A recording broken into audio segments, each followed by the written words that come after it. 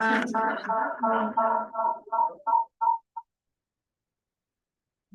good. Okay. All right. Evening. Keeps pushing them off. Is that the issue?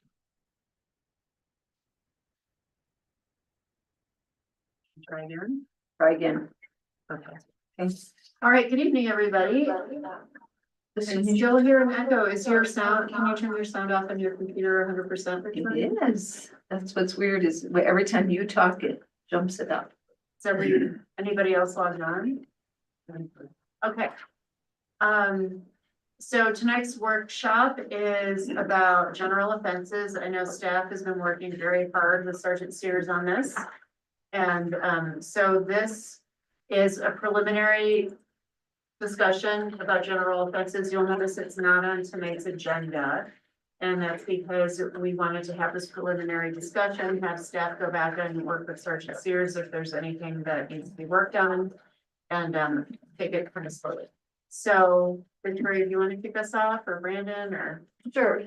We have a PowerPoint that will give a basic overview. And so Dolores, I'll need to share that. Can I do that as you should be able to? Yep. Thought Cassidy was joining in. Well, I was gonna do whatever you wanted. Oh, you are? Yeah. I was gonna Okay, run through. you can share it. Well, I'm not on there. You wanna make me a co-host then? Or whatever is required? I can do it. It's okay. I'm already logged in if you want me to. It works. And so, right, my thought was we would run through the presentation to go through all the information that's in there, because there's a lot of it, if you've seen in the presentation. And then see if there are areas where there were specific questions or comments, because otherwise, the last time we went through us, even as staff, it took us over 2 hours. So I would think it would take a really long time to go through individually, and this would be left for comments for all of the trustees going forward. And that's why the presentation was put together, to sort of give almost like an index of where you can find different parts of the code that are being changed. So if you have a concern on something specifically, you would know what section it is, and then you could scroll down in all of that information. And then Sergeant Sears was gonna go through his reasoning, sort of the initial update on why he wanted to have this update done. And then I thought if you wanted to start with that, Cody, then I could run through the index and we can go from there. Will you move your screen a little bit, Dolores? I have it here. Thank you. Right, if we wanted to go to the second, yeah. All right, so really, just like the model traffic code we did last summer-ish, was outdated. And then going through all the town ordinances, they're also very outdated. And so a lot of it is just updating some of the verbiage and just adding some additional ordinances in town to keep more cases or tickets in town versus them going to county court or state court. You know, for example, right, like thefts. I don't know when the last update was done, but I would say it's probably 10+ years ago. But like thefts, a few years back, anything over $500 was a felony. Well, now it's anything over $2,000. So, you know, by changing the theft amount, you know, to 2,000 or less, it keeps any of those theft cases here within the town. And really, it also is just to be more in line with other jurisdictions in Boulder County, especially our contract towns. We have so many new deputies that are trying to learn everything it is to be a cop, and you know, they have Netherland ordinances, they have Superior ordinances, they have county ordinances, they have state ordinances, and Lions ordinances. So to try to be more in line with some of those other jurisdictions or, you know, contract towns and municipalities within the county, definitely helps. You know, there's a lot of auditors out there, especially in Boulder, basically civil rights activists that, you know, sometimes know the law better than we do, or they'll find a loophole or something and go do it just to get an officer to come contact them. And they're filming it, and then they essentially what they do is just try and get the officer to violate their rights, right? And they have it filmed, and then they blast it over social media, and then they file a lawsuit. So if, for example, in Superior, you can't solicit like, panhandle, however you wanna call it, you know, holding a sign on median in town or, near an intersection and approach cars to try and get money from people, right? Or sell things. Well, in Superior, you can't do that. So my fear is, a newer deputy that's working up in Lyons that just got on his own and just trying to figure things out. We get a call like that, then they go up and contact him, and it's one of these civil rights activists, and they basically, violate their rights by saying, hey, you can't do that here, and then God forbid something bad happens, and then now we're in big trouble. So just as an example, some reasonings behind it. Yeah, just like I said, just to be more in line with the modern day with the crimes, and just adding more things that we can keep here in town. And also too is updating, like we did the fine schedule for traffic. Just the town, is it called like their general offense fines or general, I don't know the exact verbiage behind it, but essentially like, all the town, some of the town, I think civil infractions, like for instance, a violation in the park, one of the park ordinance, you have alcohol in the park. Well, the first offense is $75, second offense is $150, and then third offense would be, summons to court. Essentially the first offense would now be $150, and then second offense $300 for all the general offenses, pretty much, that those cover in town. And same with, animal, violations. So right now, dog off leash, I think is like $50, which is people like, I don't care, I'll pay that all day long, keep my dog off leash, and just changing those to be in line with the general fine schedule. So that's kind of the story behind it. As we said, this is a very lengthy ordinance. I think we're at 60 some pages. So what we wanted to do today, just to get you orientated to this chapter, was look at each of the chapter, what's contained within it. And then if any of you want a hard copy to work from, I'm happy to do that if you want it. But we'll start with just chapter 1, article 4. And there's one chart in there, which is increasing fees. And it's really just going for court costs going from $30 to $35. That's all that's in that one. But no, it does, the one other, just because that's the bigger one, is that in general, the Okay, maximum fine goes up from $1,000 to $2,650. And that's per state. Yeah, and that's what, a lot of the other municipalities are doing as well. And a lot of the stuff I got from were other, municipalities that Judge Brown sits on, our judge. And that's, I don't know when the last time it was updated, but Yeah. it's been quite old. Is that $1,000 a day that goes up to 2,500 when, It, This one is Brandon? specifically, oh, go ahead. because we have a number of provisions that define as X, but Here's it's Brandon. a new offense each day. Mhm. It's Yeah, the max each day fine. is Oh, sorry. Sorry. Go ahead, Brendan. Oh yeah, each day is a continuing offense. It's up to that amount. It's not automatically that amount, but each day is a continuing offense. So we're gonna just kind of go through this and then we can look at the actual code too. But what you're gonna find is, there's numerous articles. And wherever in the code you see these dots, it means we've skipped a chapter, no changes. So you'll start to see that. She has chapter 6 next. Okay, right, I wasn't sure if you were going or I was. No, you can. No, so right, then, and again, I had pulled up some of the individual code and this code too, and so that 2,600 is really, right, any, disobedience or interference issued by the municipal court in action, it's now raised from that 1,000 to the 2,600. So this is really, if you go to court for it, and the judge can then decide how much to fine somebody. And that, yeah, such penalties may be imposed in addition to penalties imposed for other underlying violations.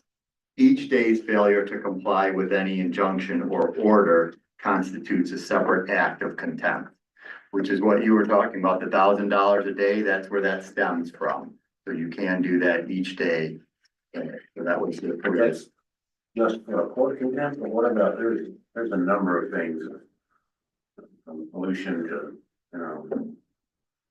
Ongoing offenses that happen. Can happen over 30 days where right now the maximum you can do is $1,000 back. And So I those- thought that, and Brandon, you had. Yeah, those are contained within the general penalty provision, so it's 1,420. It's 1,000 for civil and 2,650 for criminal. Section, okay. But then going on, right, so we started to go through a number of areas that had different violations and concerns. So that's why there's more than just chapter 10, which is the general offenses in our code. So chapter 6, going through that, had information on the business licenses and regulations. And there were some updates, as you see there, the definitions. One of the big new sections in there is a solicitation permit. That's one where you may want to read that it's a new permit that would have to be issued and monitored by town staff.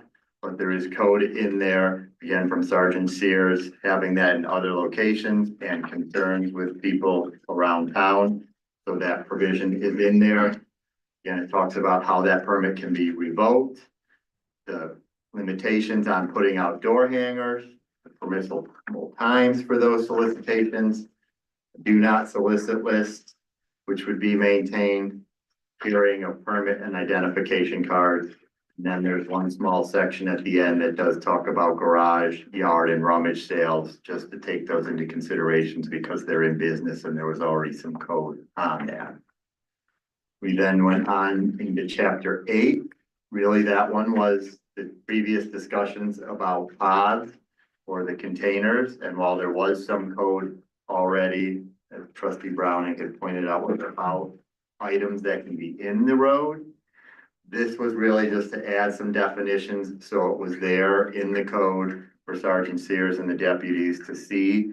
And again, as he had mentioned, a lot of this is just so when they are looking at the code, the deputies, they know immediately it's right there. It's something they can take to town through the municipal court and not have to go through the county court. I don't remember hearing specifically if that was there, but that was one of the other considerations, is that anything not in the municipal code would end up going through county or state court as opposed to Lyons Municipal Court.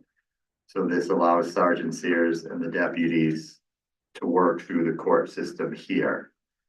We continued on with, that was Article 2 of Chapter 8. Article 4 of Chapter 8 is parking prohibitions for vehicles and traffic.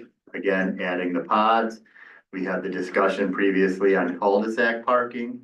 We did send that section to the Lyons Fire Protection District to get their comment and concerns, and they approved and did say that they liked what was in there. There's some additional fees listed in there. Again, more discussion on these pods, where they're located. Then we went on to chapter 10. This is really the biggest portion of this because this is the general offenses portion of the Lyons Municipal Code. So there are a lot of various articles there. In the general provisions, there are a number of new definitions to look over, more modern ones that we have since definitions were put in, items that were previously not even defined are now in there so that we have that. We also have a lot on the public and private property. As you can see, that one had to take 2 columns for all the different changes in there. Some of them are minor changes to certain sections. Some of them are much larger inclusive sections. The concerns we've had now with defacing public property, trying to update some of that.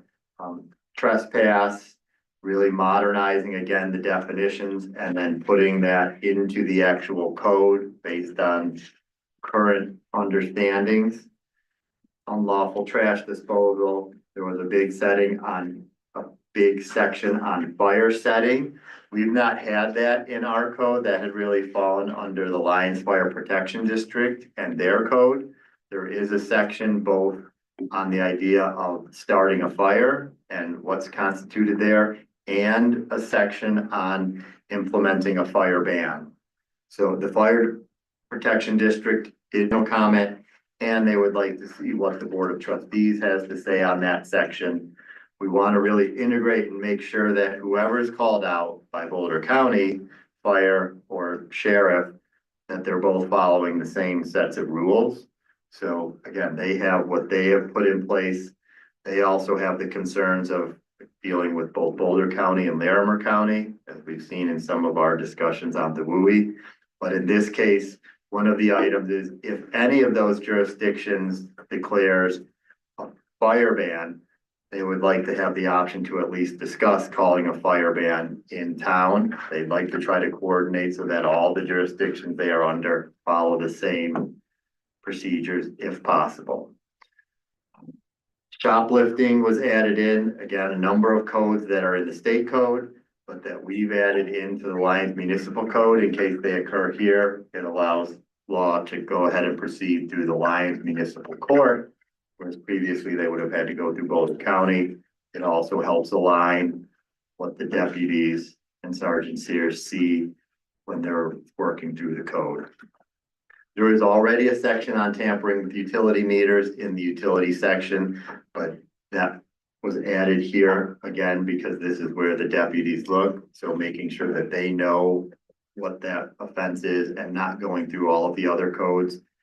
We were working to make sure what was presented here would at least in theory match up with what's presented in the utility section. Fraud by check was a newer one. Joyriding. You may want to look at, for me, it was a big one, sitting and lying down in designated areas. That should say sitting or, sorry. Lying. And so I had made a notice when you get to that section, really go, some of these are worked almost in reverse. It's okay to do this except in these cases. And so at the end of that section, it was section E, again, without flipping through and trying to find it. It tells all these times where this can be an offense, but that section E says this can only occur after there has been at least one comment or warning by the sheriff's office that this is a problem. So when you see it, and for me, it was this, for lack of a little better word, seemed a little bit harsh, but it is only after they've been given a warning once and sheriff's office then has to respond again, that some of those will then be implemented, or all of those would be implemented. And a lot of these too is, you know, we're not heavy handed, right? Most of it is just educating people, right? Tell them, hey, you can't do this here. This is why, you know, and, you know, just because they're doing something, we're not just gonna go give them a ticket and send them on their way. It is education, right?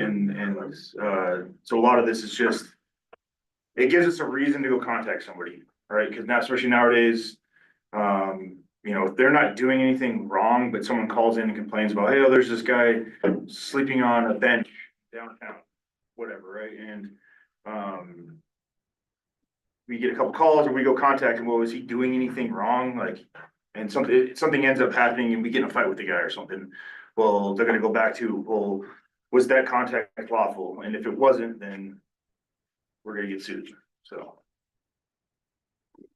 Next section, still in chapter 10, was article 12, has some various miscellaneous offenses. So those were added. I believe, I just wanted to check. You'll see when you go through the actual code, it is still included there. There's a color key that talks about blue underline were additions, the red strike through were used to as deletions, and green being text relocation. So when you see the green, it's really just a section of text that's been moved to another location. That was throughout all of it, but just to add that note as you go through the code. The next section of chapter 10 was article 5, public peace and order. Again, a number of new items that came in, throwing missiles, redefining assault. Throwing missiles had some Just means discussion by us, right, of what's a missile. Public indecency, which has come up now, and what is public indecency? Failure to obey required court appearance, disturbing the peace, unlawful assembly, fighting by agreement. And again, so hopefully, most of this can be followed, but we've had 3 or 4 long sessions over the last 6 months, and some of the code then gets moved over here. I did go through the last version last week, and it all looked pretty good to me, but I apologize if there's something that doesn't seem like it fits exactly where it should, and that's why, again, once we get all of the comments from the trustees, Attorney Dittman can then finalize the actual ordinance itself for how the code gets amended. Chapter 10, Article 6 was minors. There was a lot more added in there. As we know, there's been a lot of concern, especially I think with cell phones. And so there's a lot new discussion on there, in particular about private images in juveniles and nicotine, tobacco products, concerns about even just being at the school location now with a lot of different things going on in the world. Article 7, alcoholic beverages, and trying to update some of those definitions. I suppose there was a section on this where we had gone back and forth on whether or not we did want our own specific code, or whether or not it was better to just refer back to the Colorado state statutes because of their changing a lot. So that's something we want you to think about. Do you want the entire code in our code? Or do we want it just to reference CRS so that every time they change state law, we don't have to make an ordinance change? Well, and I'd be curious to know how this differs from the state code if it's all. Now, Oh, the current? yeah. I thought it was to be, it was similar to the state code. I suppose that would be if when this was put together in the fall, and the end of the fall, the winter. Changes, If it changed already, then something might not have been picked up. because the next one, oh yeah, The Marijuana. concern being that it will change frequently, and do we have to change our code then? Fine. Article 8 then went on to, again, as we know, all the changes with drugs, in particular marijuana, and all the different changes there. I thought we also had some concerns potentially with going with the Colorado state statute on this also. Not positive, but there was. It's a number nice 3 thing there. Do we want it Oh, specific? yeah, sorry. That's right. Then on to chapter 10, article 9. Hang on, Dolores had a question. Just for reference on that, everything that we do with liquor and marijuana, we can be more stringent than the state, we can't be less. And it has worked well for us, we didn't have to reinvent the wheel when we went with marijuana, but it does change. You can give them the packet, the paperwork, they bring it back to you in 8 days, and the fees have changed, and that's the wrong paperwork because they changed it on Wednesday. That's how fast the stuff changes at the state level. So if we just keep with what they require, we're always in compliance. Okay, thank you. So one other area on this section is marijuana delivery.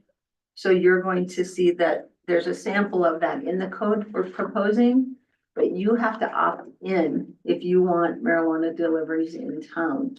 If we don't want to do that, we don't have to, and we'll take that section out. But we want you to see what it looked like, what they're doing in neighboring communities. Okay. The next section was just one section there, but I think it was really updating some of the way, police officers interact with the public. I guess that would include potentially code compliance, and just making sure, again, we have new modern understanding of what that involves. Article 10 was weapons, the next one. And that had a number of items in it, because again, as we know, weapons can be a big concern, so there were a number of different areas where that code was updated to take into consideration all of the newer concerns with weapons. And just so you know that the numbering in this section is definitely messed up a little bit. I am fixing it, but a lot of we wanted to have discussions on this stuff before we finalize the final numbering. Sure. We know the whole thing will have to get renumbered. But we do have some discussions here again on carrying of weapons and clarifying what this current board wants concealed, none at all. You know, you have different parks, different places, different buildings. So we do need to discuss so we can get this how you want it in regard to weapons that are concealed or open. Or none at all. The noise, well, we know we'll be having another update to the noise ordinance. This was some of the other sections that, again, Sergeant Sears was ready to update on the noise. And I don't know the question on there. I wasn't aware, does this refer to Jake breaks or all noise? Yeah. Was that the one you mentioned for Sergeant Sears? Yeah, that's when he needs to answer. So yeah, we added that in updated that into the model traffic code, so that's under that traffic code. So that if there was a violation of that, we could deal with that in the traffic code. Yes, but I need you to look at that section 10, 11, 10. Yeah. We caught that after we had our meeting. That it looks like, it's kind of hard to know if it's referring to all noise or just Jake breaks, that specific section. That was a question for you, we didn't want to. Oh, that's for anything, 'cause it has Okay, amplified sound, all that stuff. But all that should be, 11:30. oh, I'm at 10, 11, 10. 10, 11, 30. But you don't have to tell me now. Okay. It's just something we gotta follow up on. It's cleanup. Article 12 with the miscellaneous offenses. And so I guess it seems like we have that in two places now. I thought I mentioned miscellaneous offenses before. You'll see again, that's where fireworks are. Some concerns about how you handle sexually violent predators, or I'm not sure the proper term there, but where they can live, there are regulations on that. Lyons being a small town, it gets to be pretty difficult. We've heard that legally there has to be some place. You can't completely ban somebody from an entire town, yet some of the standards would allow that to be in place. So working around that ability to make sure that there's at least some place. So again, we had talked about potentially just removing that because it gets to be a bit complicated, but you can review for your own understanding concerns. Sergeant Sears added some more information, again, so the deputies would know about storage of construction materials. There are some codes in other places as far as the nuisance code about what you can keep a pile of rubbish becoming a concern. This has some additional information on it as an offense, same with contamination of water that's in there. So you'll see some sections. Again, staff had some questions on them, but at this point it was really presenting it all so that the Board of Trustees could give their comments and staff can then also mention any other concerns that are there. And on finally finishing chapter 10 into chapter 11, street sidewalks and public property. There was some discussion. We still have some pretty old codes on the riding of animals in town. And so some updates there, but again, some questions and concerns as far as golf carts and where they can go and the wording in that language to try to make sure we are allowing golf carts where they're supposed to be, even potentially horses where they might be allowed if there's a trail, something of that nature. And then sales on public property is also included in that section. Article 4 of chapter 11 went into the town parks. So again, there are some updates there. You can see what was proposed, some concerns. There's information on the creek, information on fishing, swimming in a couple of the locations, such as the ponds. A big one under that too is the personal flotation device for people in the creek, anyone under, I think it was 18. Just, I know that's gonna be a big one and probably get a lot of upset people on that, but it's mostly for people's safety. Honestly, if you're in the creek, especially in the runoff times, it doesn't matter how good of a swimmer you are. If you fall off and hit your head, it doesn't matter. So it's just scary to see, 9, 10-year-old kids tubing with nothing on, so. So that's where you'll find those. Then on to Article 6 of chapter 11 is mobile vending. This was to again update and add a bit more in addition to we already have the food trucks. But this gives some more information just on actual different types of vending. We now have other information in there. Throughout the whole section, you can see between the licensing, the permit, the review process, locations, suspension and revocation of permits. Chapter 16, the last section of the code, just had some changes to off-street parking regulations. Again, with some of the discussion on streets and parking, there is a section in here that also talks about that. So that led us on to next steps, which was your review of the document, discussion, items in there. And I suppose since we do have time, you know, if there are already questions to present or comments. Thank you. I know it's been a lot of work for you guys. Okay, I imagine there are some questions. Yep. I have a few questions. We just saw under chapter 11-1-90, it was about sales of public property. I just want to make sure I was understanding this correctly. It says something about under age 18, not being able to operate a refreshment stand. No, you can't. Lemonade stands. Yeah, That's what I was thinking yeah, about. that's fine. If they're, If they're under 18. if they're under 18. Okay. Okay, And to be clear, as you'll see in the code, that section is green. yeah, If you're going in, so that is just moved from somewhere else. Okay, Again, green okay. is up, but you can still change current code. But I think it's just helpful to know if it's a code that's already in there as opposed to a proposed amendment okay. or Do change. you want me to bring up the other doc? Yeah, that would probably be a good idea. I will say that some of the green are actually not from Lions. Let's say that one's from Superior. I've been trying to go through and change it, but there's a lot here, obviously. Well, my defense, a lot of that was Andrew also doing the first round. Yeah, no, I some of it is from Lions. It was green, some of it wasn't. I thought I caught most of it, but there's a few of them that are green and actually came from other places. So the lemonade stand thing came from Superior. And maybe the next time we look at it, the color, we can work on the color coding. So I have two other questions. One was pertaining to concealed weapons under Article 10. So I just want to make sure that follows state law that was just passed last year around no concealed weapons in, town hall and other public spaces such as the library, et cetera. I imagine that follows state law, correct? Yeah, go ahead, Sorry, Brandon. sirs. No, you're up, go ahead.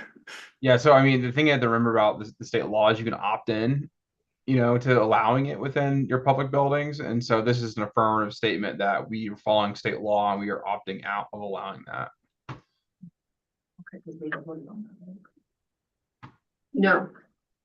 We voted on our own municipal ordinances, about open carry in public places and about the sale and manufacture of guns and ammunition in a commercial district. We, as far as I can remember, as a board, have never discussed the state law. But what I would say is consistent with state laws. What the state law did is it basically made it so you could affirmatively in this under state statute ban it from public places, with the option to opt in if you'd like to have them in public places. So, some communities have decided they would like to have guns in their city hall and have opted into it. So is that something we're going to revisit then, where this is concerned? Probably something we should have a conversation about. Yeah. Because I feel pretty strongly about any sort of weapons that is concealed or open, whether it's in a public place or a park. So I'd like to revisit that. And then my final question was around the medical marijuana delivery, 10-8-100. So is that currently allowed now? No, we did not opt in. No, it's allowed by the state. By the state. Okay, But every municipality must opt in if you want. I it see. So allowed. we have never opted in as a town? No, Okay, but if you want to, okay, this would be a good time to. right. So that's another discussion. Trustee Hammer, did you have anything? I'll just go down the line. I don't believe so. Trustee Lowell? No. Trustee Bernie? I've got a few technical things that I'll email. I won't take up time here. Okay. A couple of substantive things. On the solicitation portion of your solicitation, I didn't see it. I may have just missed it.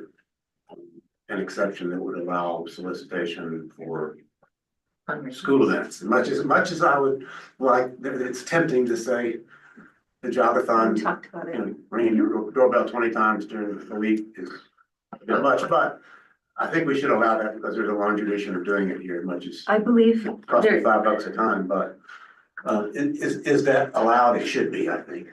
I believe we had a discussion about it and I thought we did add something about like administrative approval for school events or something like that. Let me see. I didn't see it, but I may have missed it, but. Well, we may have I think it should be too. in there, because, Yes. you know, the football team comes. If we didn't get it added in there, because we did talk about that, and that was something, you know, that is worth having. Yeah. In town. Yeah.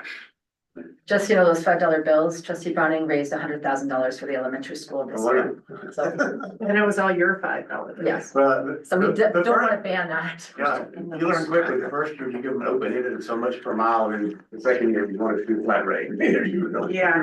Well, depending on your, I mean, another thing we can do is we can just within the definition of solicitation is take the school out of it. I mean, there already is a exception for political canvassing, political advocacy, and religious activities. We could just add, say, in school related activities if you wanted to. That would take them out of this entirely. I think that's a good idea. And following up on something trustee Daddy asked, have any of the local marijuana businesses requested to be allowed to deliver? We Not yet. haven't had a request. And it wouldn't even be them, it's a whole different license, there's delivery companies, Mhm. but they have to be able to pass through your town and deliver. So it wouldn't be like Bud Depot asking for the license, it's gonna be an outside vendor that's their, cause they've gotta have cars that are fitted with safes and the whole 9 yards, so it's a whole different type of license. So with that license, could somebody conceivably order something from Boulder or Longmont to have it delivered to Lyons? Yes, especially like medical marijuana if we don't have it here anymore. Okay. Someone could have their medical marijuana delivered to their home. Mhm. Okay.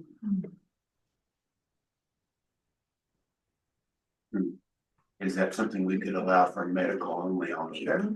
I think you can. I think you I can. think you can. That's all my questions for now. I have a few other technical things I caught, and I'll email Brandon and Beth about them. Yeah, when we realized there was problems with some of the stuff, it's just like when you have a 60-page ordinance, is a lot to try to clean up, put it that way. Yeah.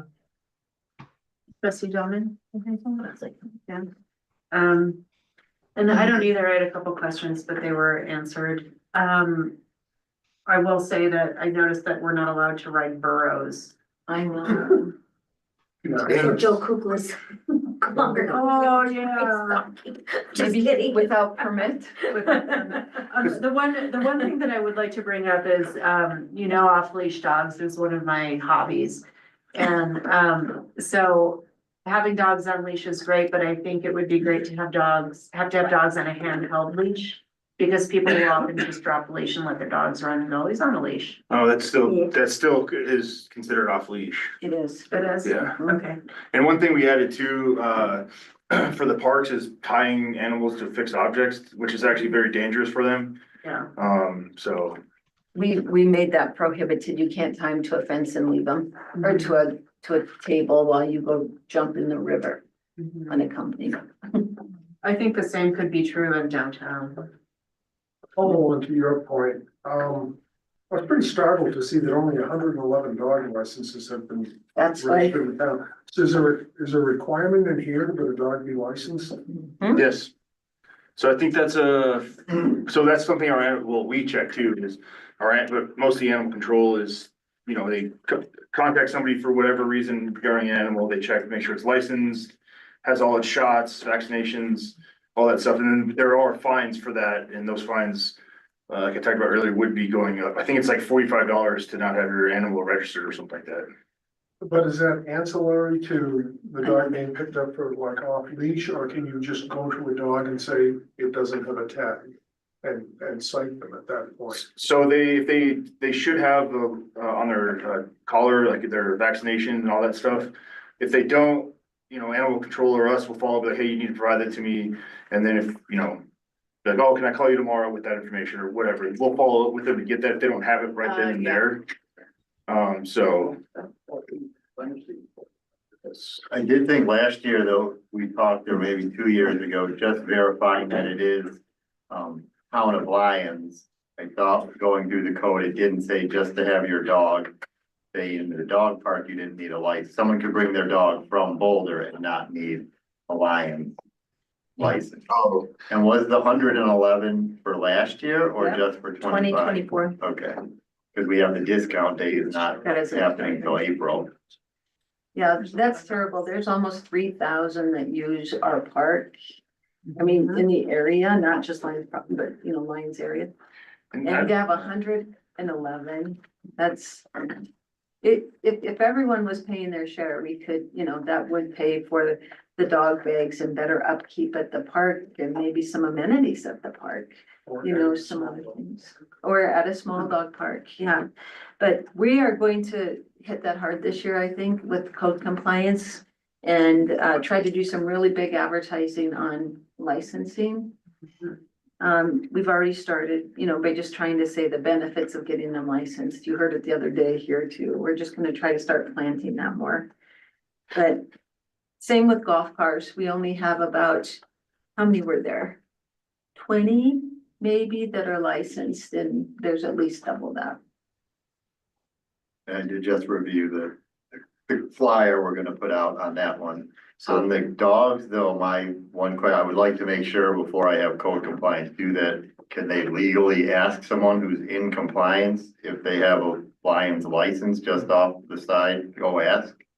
I mean, if you're not violating anything, Well, if it's a lot, I had one. Yeah, and it'd be just like fishing, right? Like you can be fishing and we can go, but hey, you got your license? Cause you gotta have a license to fish, right? So unless they're under 16 or 18, but, and Brandon might be able to answer that better than I could, but if they're on town property in the town parks, then I feel like you would be able to ask them for Yeah, Uh, that. we would probably want to post on our signs, it's not already, that all, animals are required to be licensed. On the signs, that way there's notice of it. Dog park. And I don't think they have to be licensed if they don't live in town, like let's say they're coming here from Longmont to use our parks, they don't have to register. No, it's, at the dog park, it says you are Oh, to really? be licensed, because that proves that that dog has rabies and Bordetella and the things that get transmitted. Right, but if they're registered with like Their town? their town they live in, I think it's. Yeah, that's Depends how fine. you It's look at licensed it. generally. That's what you ask. They're using our amenities. Right. Yeah. We can look at them. I forgot one pertaining to minors, actually. It was something that I felt really strongly about at the beginning of this term and I never brought up. And it's in regards to nicotine. I was really concerned about the sale of flavored nicotine products when it comes to vapes and vaping. And I've done a lot of research when I was trying to navigate this with my own teenagers. And through the research I did, it just became pretty apparent that when you do have flavored nicotine products available, it makes it that much easier to start, whether it's vaping, but mostly in this regards to vaping. It makes it it's just a very easy way to start into vaping products that contain nicotine. So in the very beginning of my term, I actually wanted to bring to the board whether we wanted to ban flavored vaping products. I'm not sure if this is where that would go. I had told Sergeant Sears that will probably come up, and he was gonna check if other communities had it, As I and feel like Boulder did ban flavored. Did they? Yeah, I looked into it. but yeah, City of Boulder has their own department, so he was looking at Superior and the ones the Right. sheriff, but I had told him that would probably come up today. So you'll have to decide if you want to do that as well. That's another area. We'll make a mark. Yeah, I got it. You can request an agenda with them during interest. Any other just glaring issues that we need to add or address that? Looking at your first blush here that we haven't. What we really tried to do was pull from the other chapters and put it into one section where the sheriff is having to write tickets. for ease of finding these things. And and as Sergeant Sears says, keeping it consistent between, not that we have to do it the same, but the majority of it pretty consistent so that we are getting the implementation of our laws that we want, you know, versus I'm not. So I would suggest, and I had this down for first reading next time, but I'm wondering if we should have one more workshop to go section by section, I or think we how would you should, like? I think we should, and I think, the board might wanna have some discussions too. So if trustee Dati wants to discuss flavored vaping products, maybe trustee Browning wants to discuss marijuana delivery, I'm not sure. Our goal was really just hopefully get this in place before the really busy, you know, 1st of June kind of thing, Yeah. if possible. But we have only part of the workshop on the 17th taken. We could spend even 30 minutes there and then, you know, 30 Is it- minutes at the next one. Will we get kind of a cleaned up document prior to that? Yeah, I'm already working on cleaning up based on this discussion, a lot of it, so. Okay, that sounds good. And do you want us to add all the sections we don't have here, or do you just want the changes? What do you mean? Well, because- We don't have. Like, here's an example. See these 3 dots? Mhm. That means we did not put in between 10/8/20 and 10/8/40. So 10/8/30 didn't change. Mhm. This document will probably at least double, if not more. We just didn't know how you want to see it. What do you all think? You're not changing something, I don't think. You need It's to. not something we've touched on, right? I mean, we've looked at it and felt like it was still applicable, but there are sections like, I mean, it's regularly. So as you can see here, 10/7/50. And so 10/7/20, 30 and 40 haven't changed. That's what that means when you see that. I'm okay with leaving out the sections that have not changed. Just those that were proposing being struck and added. Yeah. And moved. Mhm. Okay. So I'll work with the mayor to schedule a workshop time and go section by section or discuss however. Sorry? It's a lot of pages and a half hour. Oh, no, it's just to get started. We just have a half hour. You said you wanted the first reading before. Now, Well, end of May. Well, a first reading when it's feasible. You Right, know, okay. I I mean, don't that would think just any be of us the- wanna rush anything when it comes to this. this has been like a huge undertaking for everybody. I mean, Aaron's put in countless hours, Brandon, even Andrew, pretty much put most of this together to begin with.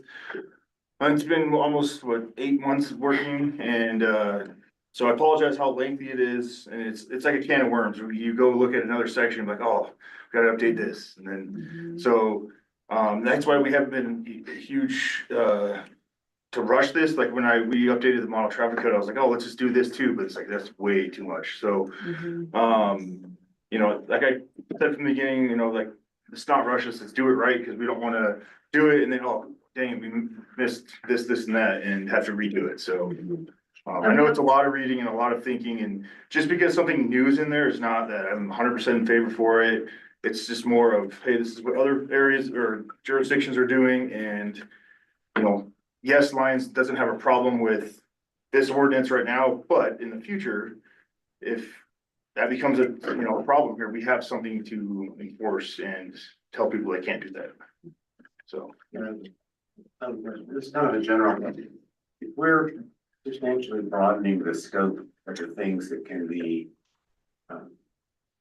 dealt with locally, put more things into the local municipal court as opposed to district court. What kind of effect is that gonna have, either positively or negatively, on the cost of running the court, paying the prosecutors? Will it save money because they don't have to go to prosecutor, don't have to go to Boulder, or will it cost money because we'll be processing more things here? Well, we'll be processing more things here. However, looking at most of these, I'd say well over half, if not 75% of them, I've never even seen here in my time. You know, and,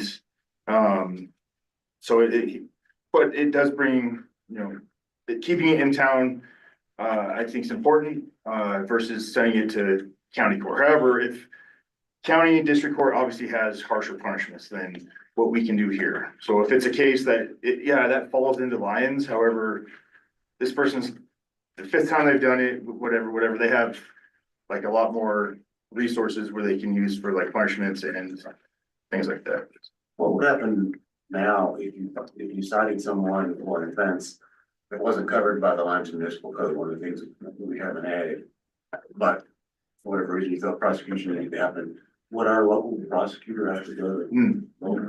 No, we would, Or how does that work? we would issue them a state summons, so it'd be under the state, Colorado revised statutes, and they would get a court date, at the Longmont Courthouse, and then have to go there and Lyons is totally out of it. It's just happened here. Presumably the officer who may have been here who issued the citation would have to go make a court appearance. Right. Somewhere else. Yes. Attorney Dittman?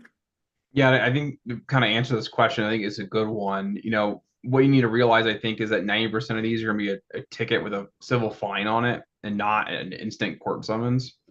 And so I think the ability to, write this in for a fine is gonna balance out significantly the court summonses. We're not writing a ton of court summonses from my experience, at least. And most of these cases are not, they're not jury trials. They're pretty cut and dry. So yes, there may be increased prosecution costs because when it gets written into district or county court, it's not Jacob Starkovich or a prosecutor going there to prosecute that. It's either, a county prosecutor or a DA handling those cases. But all the fine revenue would be coming to us versus going off to the county or the state. Thank you, everybody. Let's wrap this up, take a quick break, and then start our regular meeting. And we have our check presentation. Would you like to do that before the regular meeting? Yeah. Okay, you wanna do it now? Yeah. Let's do it now. Gil brought his big check, everybody. So we won't be on record. We're not on record, you're just down behind the podium. Oh, you don't want to? How do you wanna stay? You want a photo? Let's everybody. This is a photo op. Okay, You bring your folks here. yeah, you bring your folks here. We can all stand up on the dais. How about that? So where are we? How are we doing? You're gonna stand up here. Hi, how are you? Good, how are you? I love it. I ran into Gil having dinner and he had his big check. Who's taking the Oh, picture? yeah. Oh, yeah, just taking This is what it is. This is from you all. The Lions Community Foundation and the Lions community is very grateful for you to do this and you would trust us with it. So we thought we would take this opportunity to do a photo op so we can thank the board and for going forward with this grant opportunity. Oh, that's great. Nick would be really happy. So I don't know if you know some of our board members, Elena Yardley. I know some of you. Ray Simonson, you may know. And then Rachel Piskarski is our marketing consultant. Nice to see you. Okay, Why let's don't do you it. stand up here? Maybe you wanna come out here, or do you want to just hand it across the podium? Hand it- Oh, no, we'll just get a photo here. Marijuana tax. I can tell you who I can't see. Trustee Browning, can you move to your left? Let's see, there you go. And yeah, there you go, this way, there you go. Great. No, you're good, you're good. No, I got you all. 1, 2, 3. Oh, gotcha. Thank you. Nice. Thank you. Thank you very much. Thank you. My phone number. So you can thank the taxpayers who buy marijuana.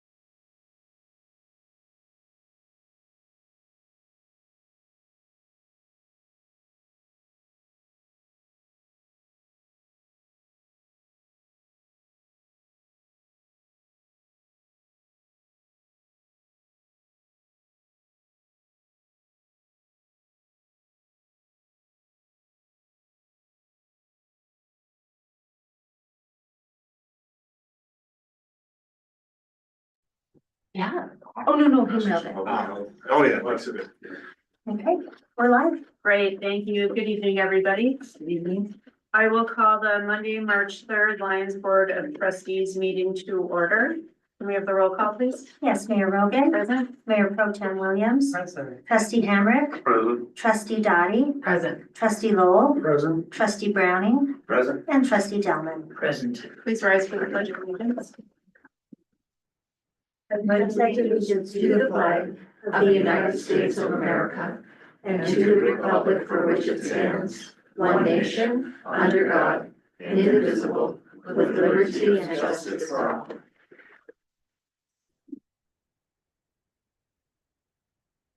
Thank you, everybody. I'm gonna read the land acknowledgement and then we'll take a reflective moment of silence as I think everybody's aware.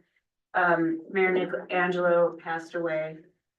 And we're just sending so much love to his family and so much gratitude to him for his many, many years of service and good humor and good advice and colorful stories. We must acknowledge with respect as non-native people that the land on which we stand, live, and learn is the traditional territory of the Ute, Cheyenne, and Arapaho peoples.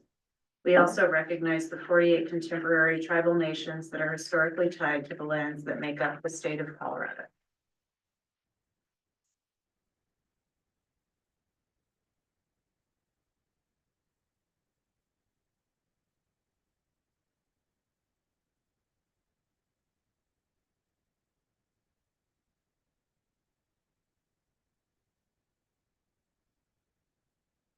Thank you, everybody. I can feel them sitting back there with Laverne. I don't know about you guys. We should get on the chair for that corner, maybe. All right, is there a motion to approve the agenda? I motion to approve the agenda. Is there a second? Any discussion? Okay, I'll call for the vote. And that motion passes unanimously. Thank you. Okay, now is the time for our audience business. If you would like to address the board, I believe the clerk had a sign-up sheet. Come on up, state your name and address for the record. You will have 4 minutes to address the board.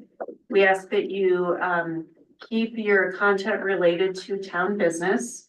And then after everybody has spoken, the board will have a chance to address audience business, and then staff will have a chance to address audience business. Okay, first we have Chris Allred, followed by Kate Sparks.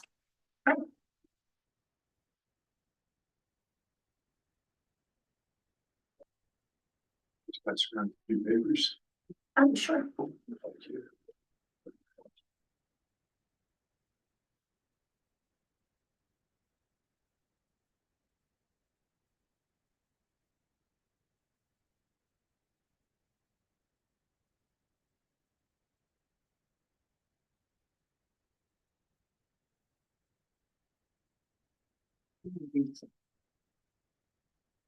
You said it?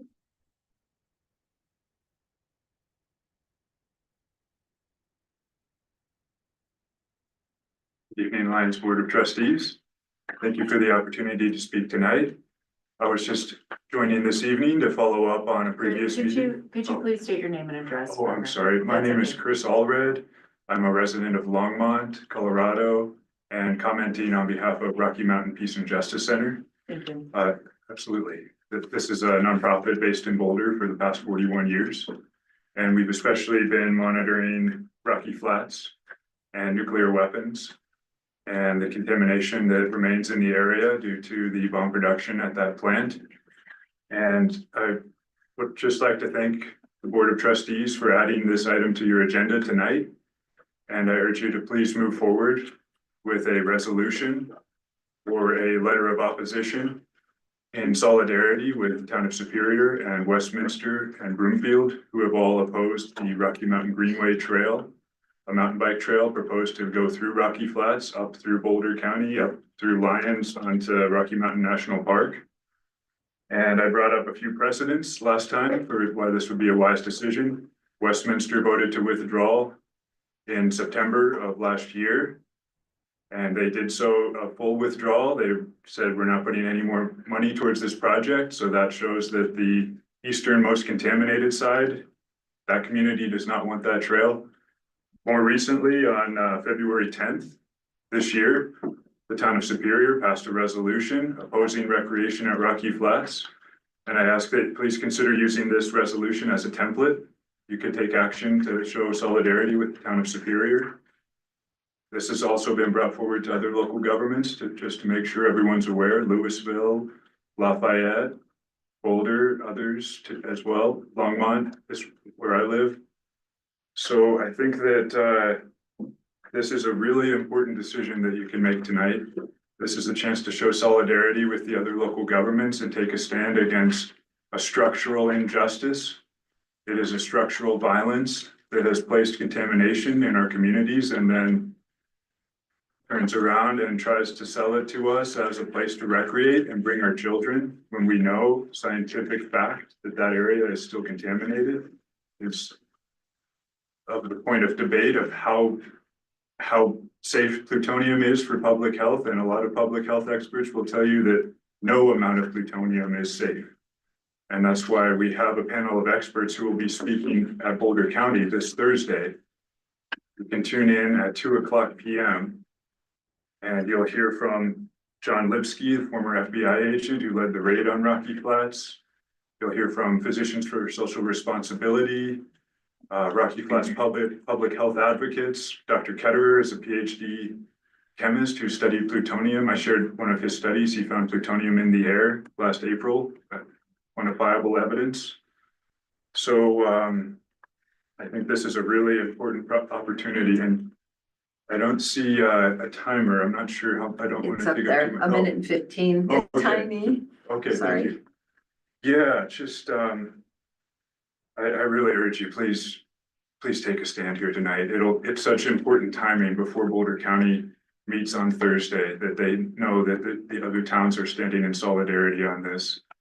And we're really at the 11th hour now. They're already, I know they've been doing surveying. I don't know how far along they are with construction, but an urgent decision is really needed. And I tried to explain at my last public comment that it's made it this far through manufactured consent. And there's a long story about how the public has been excluded each step of the way, even though concerns have been expressed by experts since this was first proposed in 2016. So just read a few of these lines. Whereas the operational and safety practices of Rocky Flats, including fires at the facility, resulted in environmental problems, including ground contamination from plutonium, beryllium, americium, and other hazardous substances, both within and outside the plant area. The town council hereby opposes the construction of the Rocky Mountain Greenway Trail through the refuge and its connection to other regional trails. And the rest is there for your review. And thank you very much for your time. Thank you very much. Next, we have Kay Sparks, followed by Douglas Matthews. Good evening. Case Bar 2169 Apple Valley Road. This is just, excuse me, a follow-up to, I think it was last meeting when I gave an update. So we had some loose ends, and I just know you just want to know what those loose ends are going to be tied up for. Lions Valley Townhomes. Paul had said 40 minutes are full. The property manager told me we had two empty units. When I checked with her, this is via email, so it's a quote. We are verifying and completing these two, their paperwork, and then we will send them to compliance for approval. So they're in the process. And the process is they have to go through all of this, and if they're approved, fully compliant, they'll be offered one of these two, a 2-bedroom townhome or a 3-bedroom home, and they can either accept it or not. So yes, there are two empty homes there, and there's a potential for filling. But if you know of anyone who would like to apply, please get it in, because hopefully they'll have a waiting list at some point. And I don't know if you all read the weekly, but this current one has an article on the newest affordable housing unit at Willoughby Corners, and the fact that they're having a challenge getting it filled with a 60% of area median income. That's a large development, variety of 30% AMI up to healthy 60%. 30% is filled with a waiting list, but just so you know, it's not quite as easy to get in. Or one of the article is, some people self-select out, they don't even apply when they probably could qualify because they think I make too much. So please spread the word. There was also a question about our disaster preparedness. We're joining with the library on April 15th. This is the basic disaster preparedness. People will learn about the different ways to get notified of disasters, the different types of disaster, what we're prone to here as opposed to the general ones. What you're gonna need to do to shelter in place or to evacuate. And out of this, we hope to have, everybody will have a form they can fill out, they can start thinking about their dogs, their medications, their all these kinds of things, and they'll have a plan. And out of this, we hope we will have people self-selecting and say, hey, I need some help here. You know, it could be seniors, it could be people with disabilities, it could be people just say, hey, I'm confused. So that will grow out of this. In addition, the Housing Commission, we got the grant from the LCF, and we will be distributing the go bags for seniors and those who need it. For moving on. And if you would like to just to get ahead of the game, I don't know if Victoria shared it with you, but the Intermountain Alliance has a disaster preparedness. I just shared it with your group. Oh, okay. It's a virtual workshop this Wednesday at noon. So you can, eat your sandwich while you do this, but it's gonna be very specific to mountain residents. And they'll go through scenarios in addition to all the basic stuff. So if you'd like to learn a little bit more about specifics, for disaster preparedness, but, I attended the basic one virtually. And it's certainly worth it if you don't have a grasp for what it takes, because it's not rocket science, but, it takes some work. I think that's it. Thank you very You're much. updated. Appreciate it. Douglas Matthews, followed by Gil Sparks. Hello, good evening. Douglas Matthews, 1020 Horizon Drive. Nice to see you all again. It's been a while since I've had a chance to chat with you directly, and I have two kind of related topics I want to touch on. One is, of course, is the IGA, and share some thoughts, ideas, questions on that. And second, I just want to touch on the 517 West Main Street housing concept as a sort of a tie-in. So first on the IGA, one, I really appreciate the efforts that you put in to try to sort this out. I realized watching you all go through it, it's complicated, and you get mountains of data, and to absorb everything that was in the IGA is tough for you, and I get that. So some of this, I want to try to provide some clarity on it, and some are some questions, specific questions for follow-up. Starting from the beginning, one of the goals was to set some housing. One of the recommendations was for you to set some housing goals.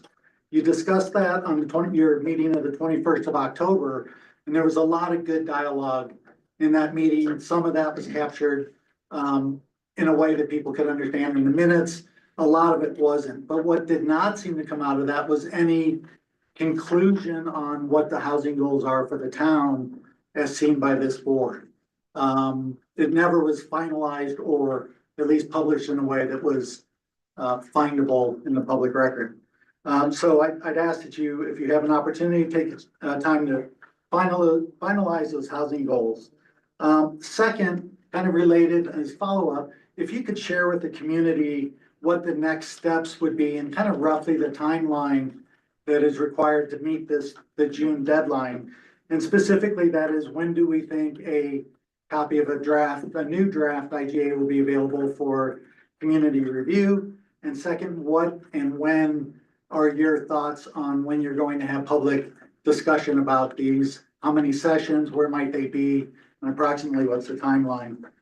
The next topic, and this became very clear during your meeting of 3 February, the terminology used in and around the IGA is a word salad of abbreviations, and it was clear both from the discussions and a lot of the subsequent follow-up documents, the article in the paper, the administrative report, that terms are being used sometimes incorrectly and a lot of times out of context.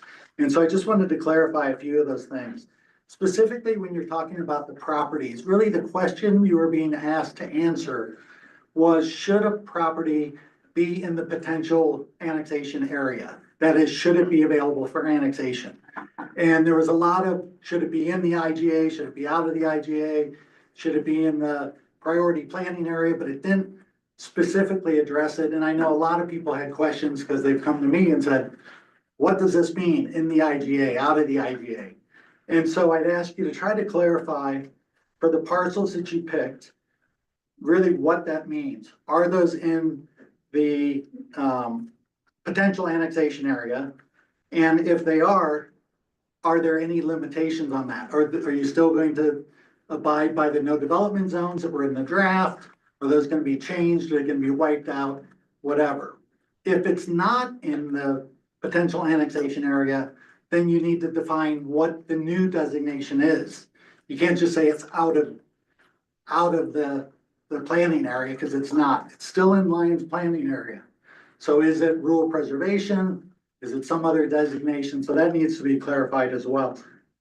And finally, on the Boone parcel, I'll share my opinion and then I'll just share advice. Wow, is that 4 minutes already? Yeah, All right. will you email us? the I rest will of your email you the comments, rest. Please. Yeah. Thank you, appreciate it. Last we have Gil Sparks.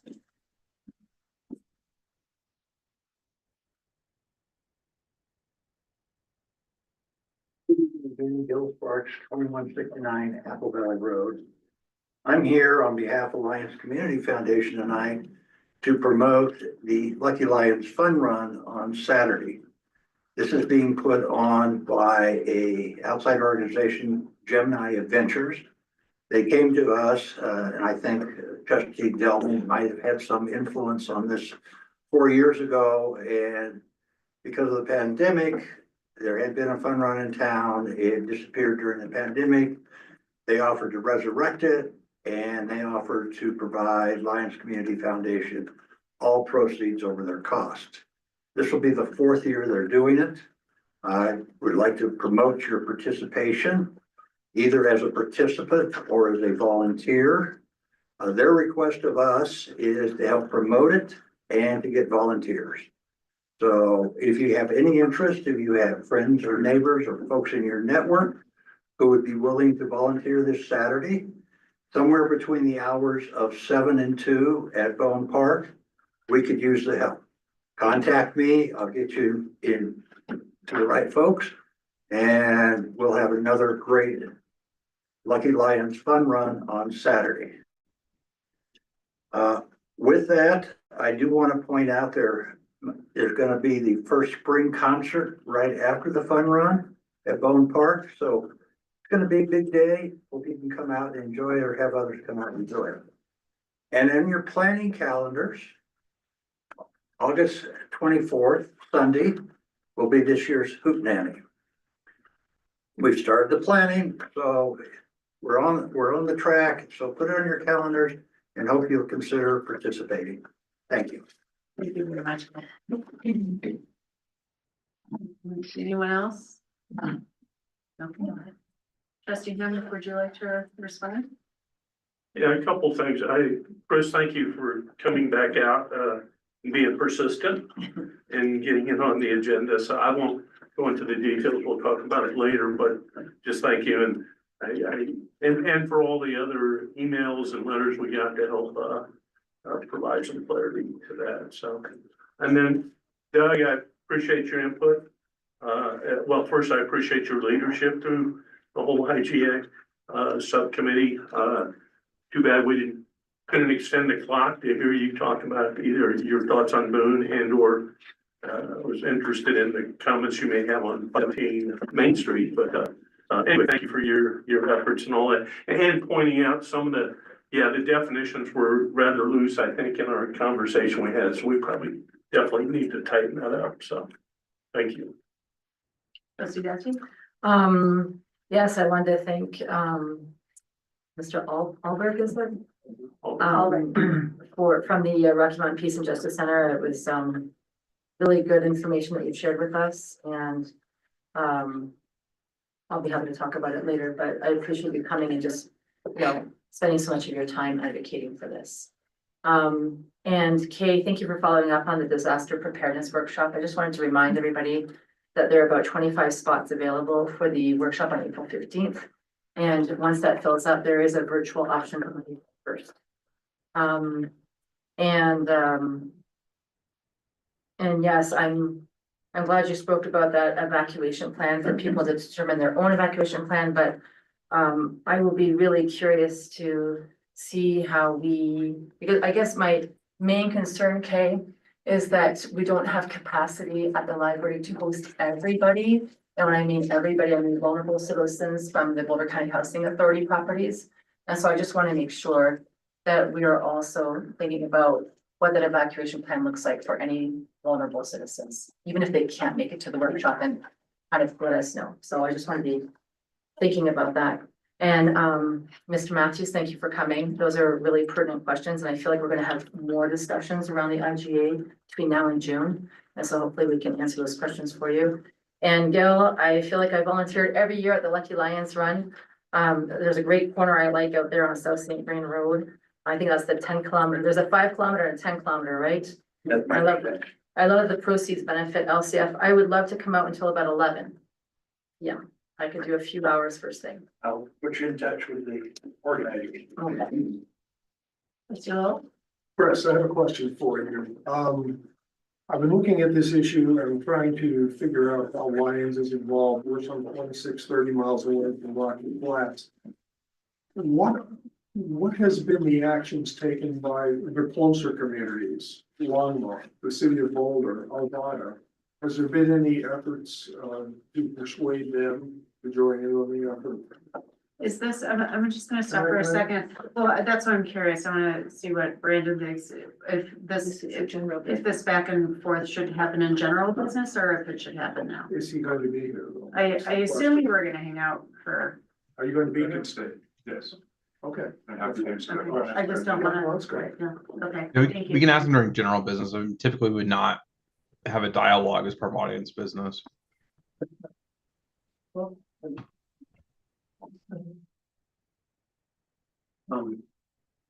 In response to, John's question, people who may be confused about, and I agree, some of our terminology in the IGA, how the IGA was a bit loose. And we do still need to address the, no development portion of the properties that were to be included in the PPA. But anybody that's confused, I believe Administrator Simonson's report accurately summarizes what the board intended to do that night, whether it's in the PPA or not. With one exception, it accurately summarizes what we did, but since that meeting, we've discovered that the Blue Mountain parcel is the subject of a pre-existing conservation easement that actually predated the 2012 existing IGA. So our decision to include that is in the PPA was based on not having accurate information about that conservation easement. So that will probably not stand. But other than that, I think what's in the document, that's in the administrative report, is an accurate reflection of what the board intended to do that night. Thank you. Trustee Don. Just like to thank you all for coming and speaking. And I'll echo that. Thanks, everybody. And regarding the IGA, I'll let Administrator Simonson speak to next steps because I know that there is a meeting planned for public planning, so there's definitely more to come.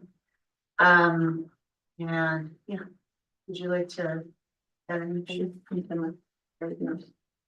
Are you done with your? I'm done. Okay. Yes, we do have a meeting set up at the staff level for IGA follow-up based on the identification that the trustees did of each parcel last time. So we're going to be meeting on that to see if the county has any feedback on any of those. You know, there's something there they don't agree with. They may have changed since it's been several months. But we do tentatively have it scheduled for March 17th, general business item. To bring back IGA again, so we'll start tackling whatever comes next after the properties discussion with the county. And I can be sure to, you know, address some of these things so that it's set up for the board to make some decisions on these. What was the date again? March 17th.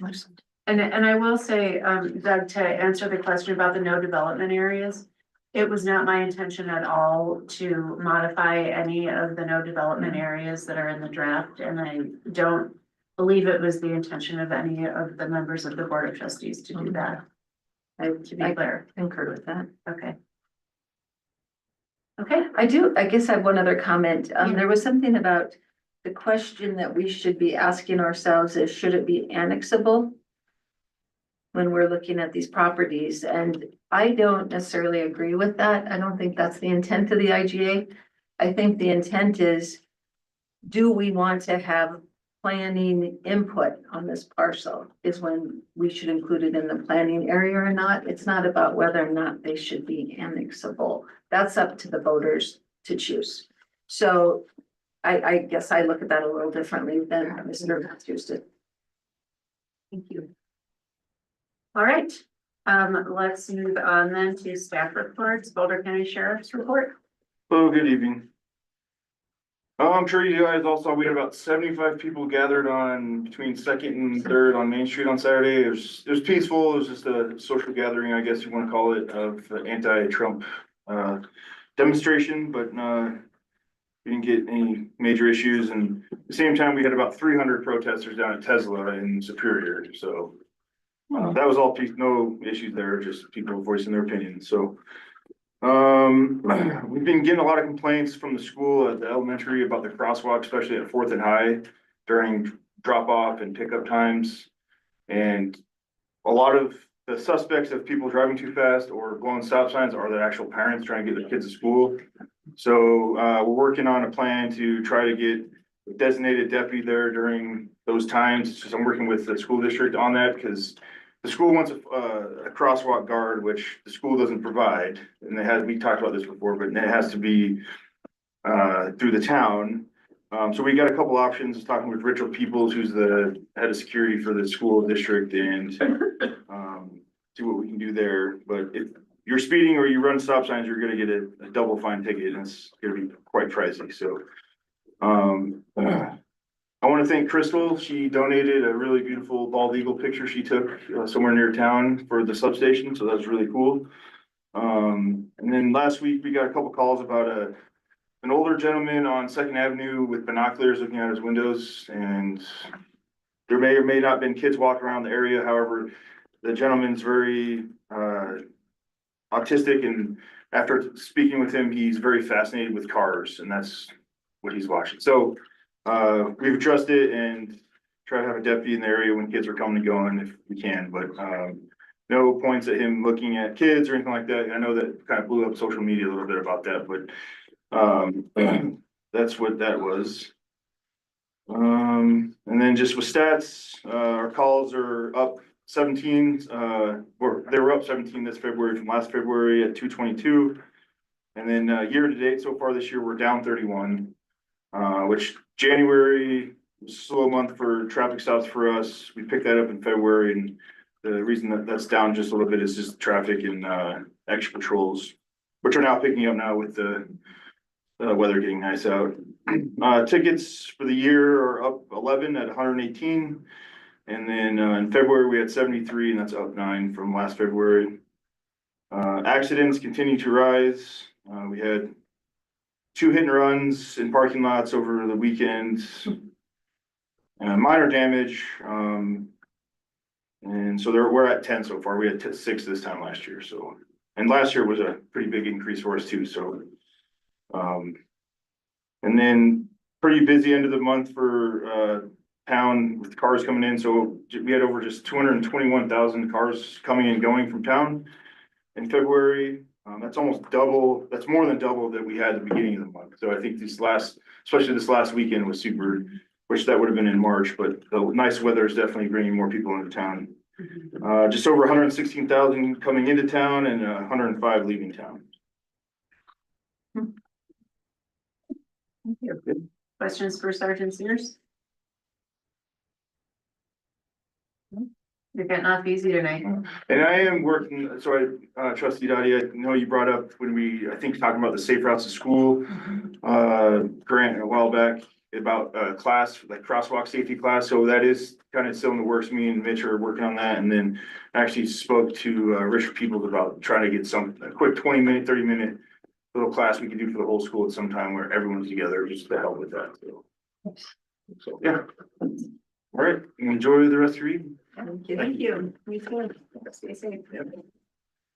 Okay, administrators report, please. Thank you. I did include in my report the comments from our auditor, the Adams Group, regarding the management override of control. I don't know if that was a satisfactory explanation for trustee Browning. Also, as you know, we are partners with Gilpin County and Netherland in a grant to look at the potential of a housing feasibility of, a housing authority feasibility study. And we have selected a group called Core Planning that will be conducting that study for us, and they have up to 1 year to complete. So this is not going to be anything, it's going to take a while to get all the different data from the 3 communities and put it in the format that DOLA wants it in and all those sorts of things. So I'll keep you posted as we make progress on that.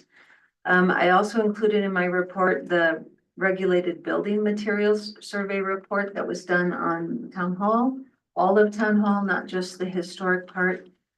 And I was actually fairly pleasantly surprised to see that we don't have a lot of regulated materials. We do have about 200 square feet of popcorn ceiling, which probably does contain asbestos in this building, and 120 square feet of some glue under the original floor tile, and some trace asbestos materials in the other areas. But this is one of the free studies that CDPHE and Stantec will do for any business in town. There is no requirement to do anything with this, except under the current state law that says if you're going to remodel and move it or touch it, then you have to abate it. But it helps owners of buildings to know what is there instead of learning during your construction project that now you have asbestos removal. It also does open up the door if you have this conducted at free of charge, can also put you in the queue to get grant funding if you do want to remediate it. So we still encourage any business that wants to get involved with this to do so. To date, no one in our business district has wanted to be part of it. So I do have the sample if anyone is interested to see what that looks like. Continuing to educate ourselves as much as we can regarding the current executive orders and federal freezes that are happening. We're letting, pretty much the state is taking the lead on this. There's several state agencies, DOLA, Department of Local Affairs, Colorado Municipal League, City Counties, Inc., are all staying on top of the different orders and the impact they may have. It was really interesting to be on a statewide call. There were almost 500 participants, different municipalities and counties. And it does appear the biggest concern outside of metro areas is what's going to happen to our Forest Service lands and who's going to be regulating them. How are we going to prevent wildfires, and what happens when we need the federal response to a wildfire? That came up many times for the communities, especially those in the South and Southwest. And then, as you can imagine, the metro type areas are concerned about what's going to happen to the nonprofit services for feeding families and childcare and those sorts of things. So we'll continue to watch and listen and report any items we hear that affect us. And I have no updates on that spreadsheet I gave you. Those are all still standing as far as we know. we are getting ready. The mayor, and myself both attended two separate sessions on congressionally directed spending. We are being told that, we should anticipate that that funding request is going to continue, as that is controlled by Congress and is not part of the executive branch and the decisions being made there. So by March 24th, our Congress people would like us to resubmit our 2025 requests and prep our 2026 requests. It sounds like there's an interest in some of our legislators to focus on water quality issues.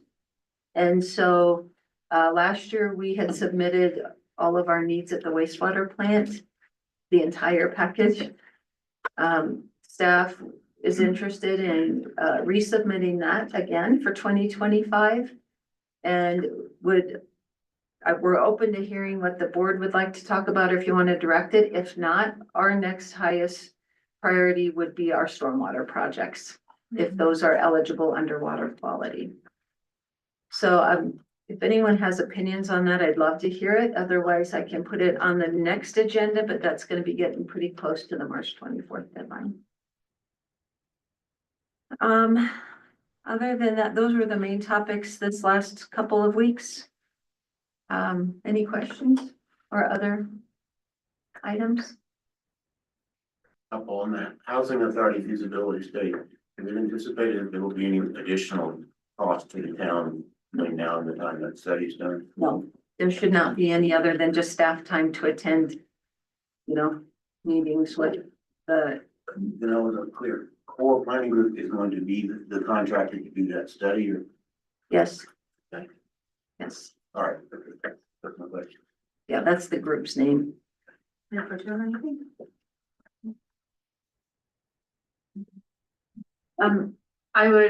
Thank you. I would just like to say that that call with 500 people was, it was incredible that there were 500 people on the call, and it wasn't a webinar, it was a call.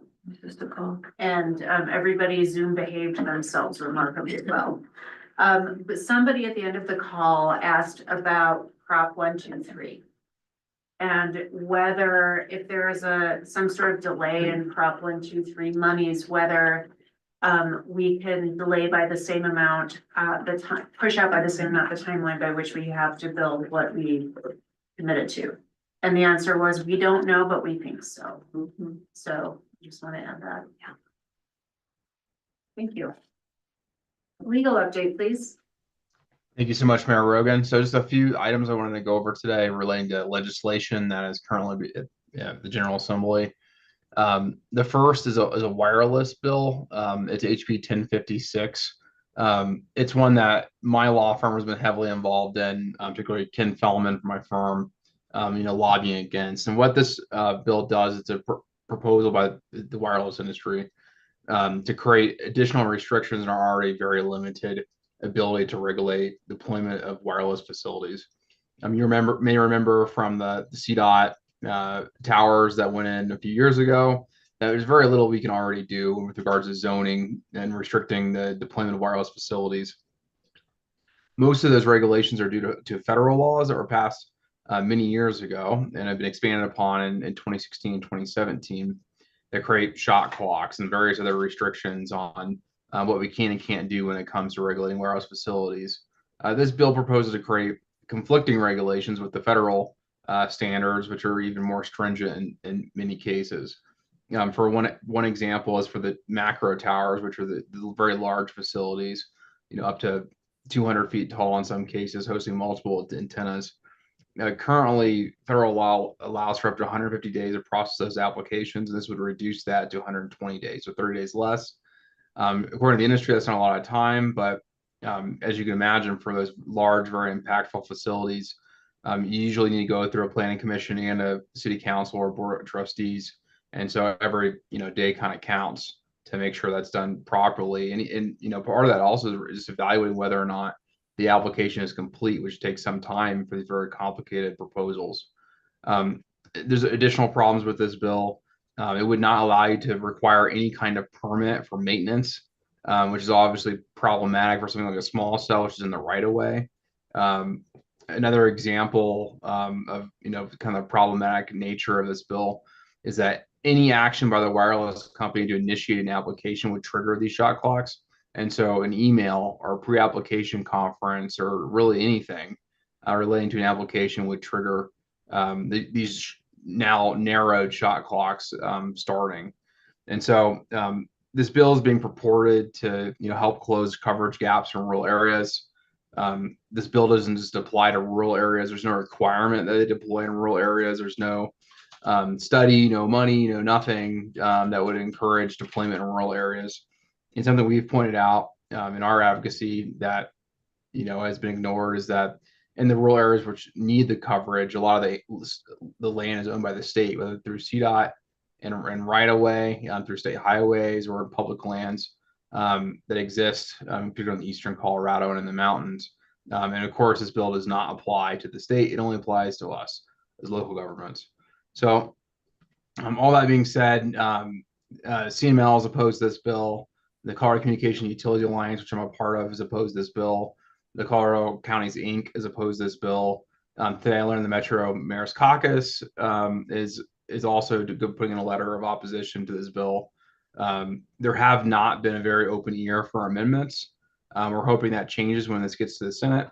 But it's a very, very problematic bill from our perspective because it was written in a way that doesn't really consider what the existing regulations are out there and creates all sorts of different conflicts. So any questions on that one before I move on to the next ray of sunshine? Are you gonna cover all 57 of them or however many? I am not, because I am just one person. I cannot keep track of all these things, unfortunately.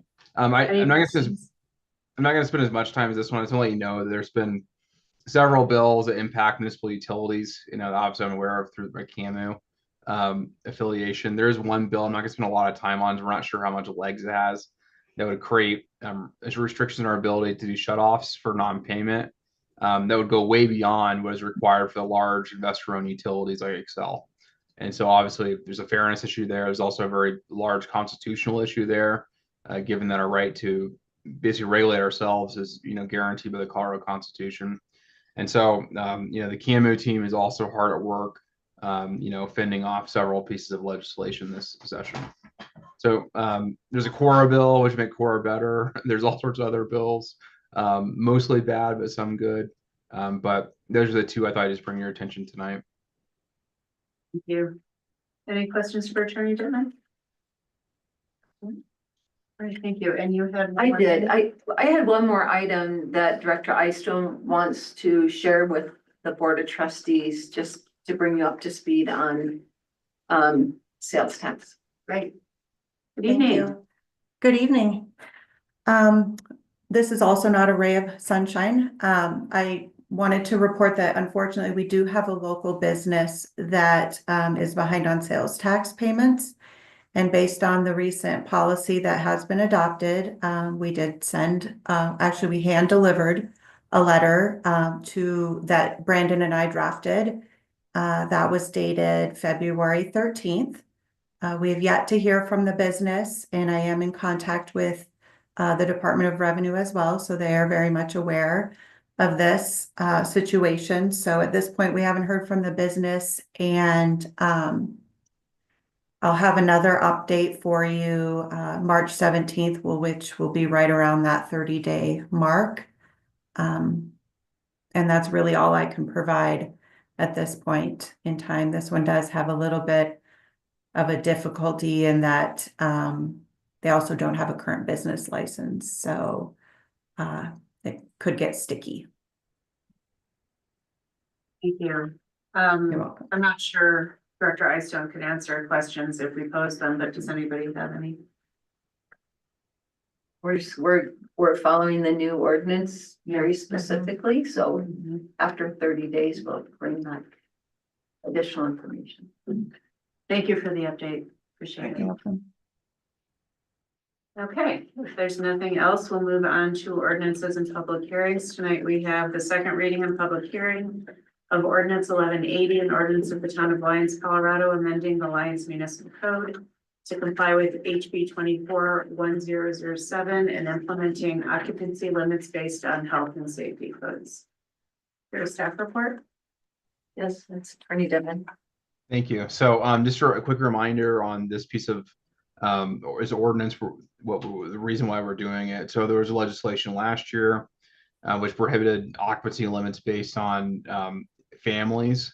And that is, not necessarily related by blood, it's the numbers of people related to any relationship of family is prohibited under the current law. And so what this bill attempts to do is to take out the consideration of family out of our occupancy limits and out of our zoning in two ways. One, creating new definitions, which are those that are shared by other communities around us to address this problem.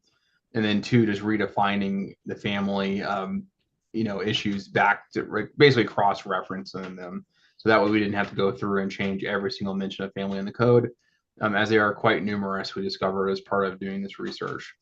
In addition, we also place a new occupancy limit standard in the code that is based on what a DOLA has essentially recommended we do, which refers it back to the building and fire code, really.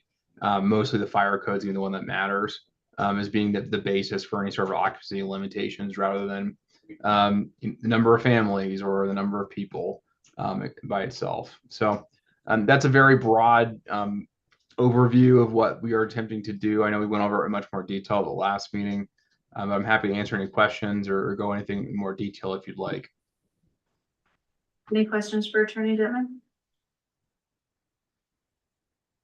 Okay, if there are no questions, I will open the public hearing. Anybody like to speak about this? Okay, I will close the public hearing and entertain a motion.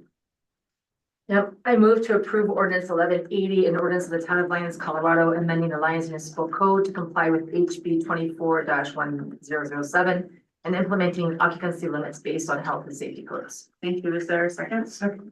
Is there any discussion tonight? The only comment I would make before we vote is, should this pass, I think there should be some public education about it. Since it's a law that is changing drastically. All right, anybody else? Call for the vote. And the motion passes unanimously. Thank you, everybody. All right, before we move into the consent agenda, I would like to move that we move item 6 under general business, which is the Rocky Mountain Greenway letter of opposition, to number 1 under general business in consideration of our attendee tonight. Is there a second? Second. Any discussion? Okay. Vote. And that motion passes unanimously. You got moved up, Chris. Okay, would you please read consent into the record, Clerk Vasquez? Yes, item 1 are the February 18th, 2025 regular Board of Trustees meeting minutes, and item 2 are the March accounts payable. Thank you. Is there a motion to approve consent? So moved. Is there a second? Sorry. Anything anyone would like to remove from consent? Okay, let's go to consent. And that motion passes unanimously. Thank you. All right, it is my great pleasure to appoint Ted Elson to the Economic Vitality Commission and to the Board of Adjustments.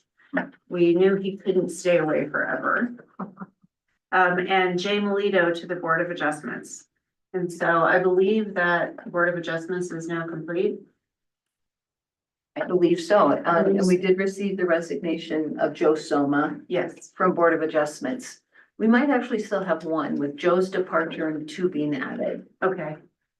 And the addition, I need to double check that. We might need 6. Okay. Let me look though. And just for folks maybe listening online, Board of Adjustments meets irregularly.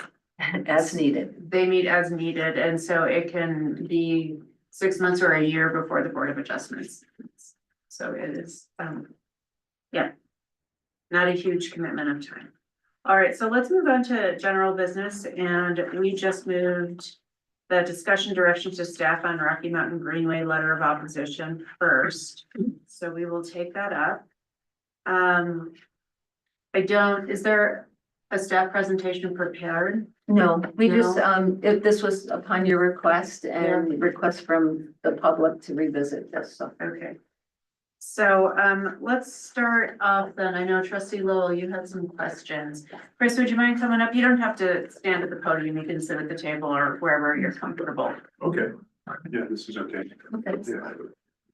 Yes, Chris, thanks. The questions I had, and I posed them to you earlier, but not more appropriately.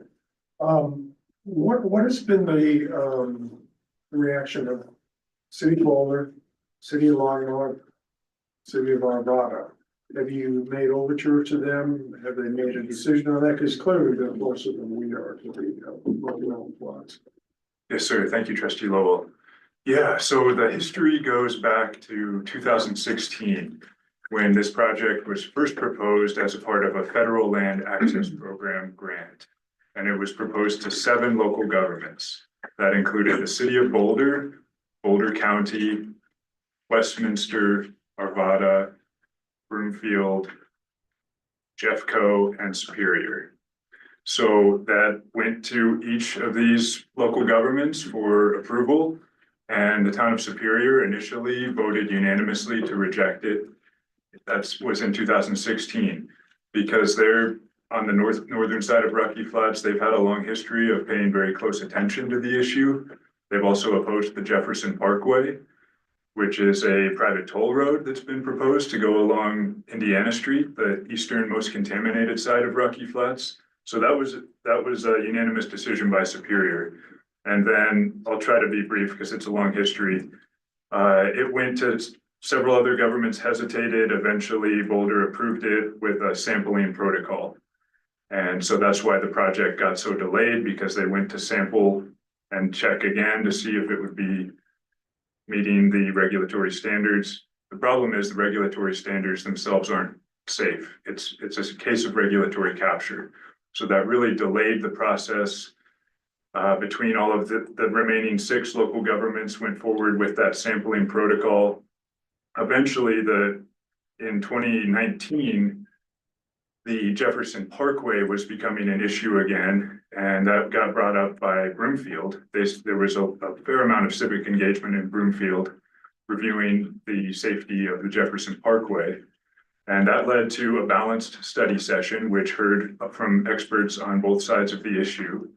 And it became very clear that independent experts won that debate. And Broomfield then in February of 2020 voted unanimously to withdraw from the Jefferson Parkway. Later that year, in October 2020, having done all this research, they also unanimously voted to withdraw from the Rocky Mountain Greenway. At that time, it was during the pandemic, so there wasn't a lot of participation in local government. People weren't able to attend. It was all happening remotely. And once Broomfield withdrew, there were only 5 remaining governments in this federal land access program grant. We noticed that some governments were starting to try and rush it through the public process without engaging the community. So it happened in Westminster very quickly without any public comment. And then in Jeffco, and then we caught on to that this was happening, and we did a Colorado Open Records Act, and we have the emails to prove that this occurred. In fact, it became a Westward article on April 22nd that a City of Boulder staffer is quoted saying, "The one thing we don't want is a public hearing on this item." That was quoted. That was like the smoking gun, really, that showed that there was a coordinated effort to exclude the public from the process. And that it got rushed through Boulder and Boulder County in 2021 under the pandemic, and we had never had a chance to provide experts with an opposing opinion or public comment. So then more time passed, and we started going back to the local governments because now it's actually under construction. And they've been trying to build the Indiana Street overpass, which is on the most contaminated side. So we coordinated another civic engagement at Westminster, and that occurred over almost an entire year. And that led to another balanced study session with a panel of experts who presented in July of last summer, 2024. And that led to Westminster City Council voting 4-3 in September 23rd, to withdraw completely from the project and not pay any more money into the project. And they were under contract too. They had four decisions that they could have made. They made the strongest decision because they knew how important this was to the community. They said, we're not paying any more money into this. So now they're down to 4 as a part of this federal land access program grant. And we've been going back to Boulder demanding that the public be included in this process because we've been left out this entire time. And now that they're trying to build on the north side of Rocky Flats, that's where Boulder County has jurisdiction. It's the 11th hour again, but Boulder could take action still. Westminster took action. They withdrew at the 11th hour. Boulder could still take action and say, no, we don't want this built. So then Superior reaffirmed their commitment this last February. So hopefully that gives an overview. Yes, please. So my biggest problem is I'm trying to relate how this involves the town of Lyons. I guess it's my ignorance of the Rocky Mountain Greenway. I don't know where it starts, where it goes. I can see from the material that's been provided that one of the biggest problems is the transmission of the plutonium particles on the bikes. I don't know whether any of those bikes enter close to Lyons. Can you give me some information on that? Yes, sir. So the reason why I thought it'd be such a priority to attend here in Lyons and make sure the community was aware is because the trail is proposed to go through Lyons, up through Estes Park to Rocky Mountain National Park. Okay. It goes from the Rocky Mountain Arsenal in Commerce City through, I believe it's 2 ponds, through Rocky Flats, up through Superior, Boulder County, and then I think they're connecting other regional trails that are already planned through Lyons. So Lyons is the other, along with Superior, then Boulder, then Lyons. Lyons is one of the direct communities where this trail traverses. Thank you. Chris, I have a question about the meeting on Thursday with Boulder County. What is the subject of that meeting? So it's an administrative meeting, a public meeting about the Rocky Mountain Greenway. And that will include a panel of 5 experts, John Lipsky, Deborah Segaloff. So John Lipsky is a retired FBI agent who led the raid on Rocky Flats. Deborah Segaloff is with Physicians for Social Responsibility. Dr. Michael Ketterer is a leading expert on plutonium studies, PhD chemist who's done many studies throughout the country and the world, many peer-reviewed studies. And Diane DeRigo is a radioactive waste project specialist with Nuclear Information Resource Service. And then Randy Stafford formerly served on the Jefferson Parkway Advisory Committee, and he's with an organization called Rocky Flats Public Health Advocates. So I don't know yet what decision could be made, but the stage is set for a decision to be made because a lot of information is being presented that was not given to the commissioners before they had their vote. Okay, and when the commissioners vote, I'm curious about 2 things. When did the commissioners vote? So who was on the board at that time? And what exactly did they vote on? Do you know? Yeah, so there were 2 votes with regards to the Rocky Mountain Greenway. The one was the one I recalled where we were left out completely of the process. That was in 2021, April of 2021. And at that time it was Claire Levy, Marta Lokman, and Is it Matt? Matt. Yeah. Matt, can you remind me of his last name, please? Yeah, Jones. yeah. Thank you. Matt Jones. Yes, sir. It was Matt Jones. Commissioner Jones, okay. Matt Jones voted against it and Commissioner Lockman and Commissioner Levy voted for it. And then, again, it was brought up and that was after that sampling protocol I mentioned, which was really a smokescreen. And that, like I said, the commission was not presented with any opposing view of the project. The entire staff presentation was about how to go forward with it. And I think that Commissioner Jones voted against it because he had other avenues of information to know it was not advisable. He had been reaching out and I think he also spoke about his history with cancer and that he wouldn't wish that upon anyone. So the next vote actually occurred in August of last year, August of 2024. That was after many months of public outreach, and it was very difficult news for us in the community to hear because we were notified a week after the vote occurred. And we had been going to public comments for months, and we had been informing Boulder County of what was happening in Westminster too. They knew there was a study session in July, and they chose to go forward without consulting the community. So that was very disturbing to us, and we've continued going back saying, what happened? You knew this was on the community's radar. Why were we left out again? So I don't know what the procedure is now to revisit a vote that was made again in August. I don't know how that will play out, but I think that we're doing everything we can to raise the awareness around this issue. And we have established more communication to set up this study session on Thursday. So I hope that's a good sign.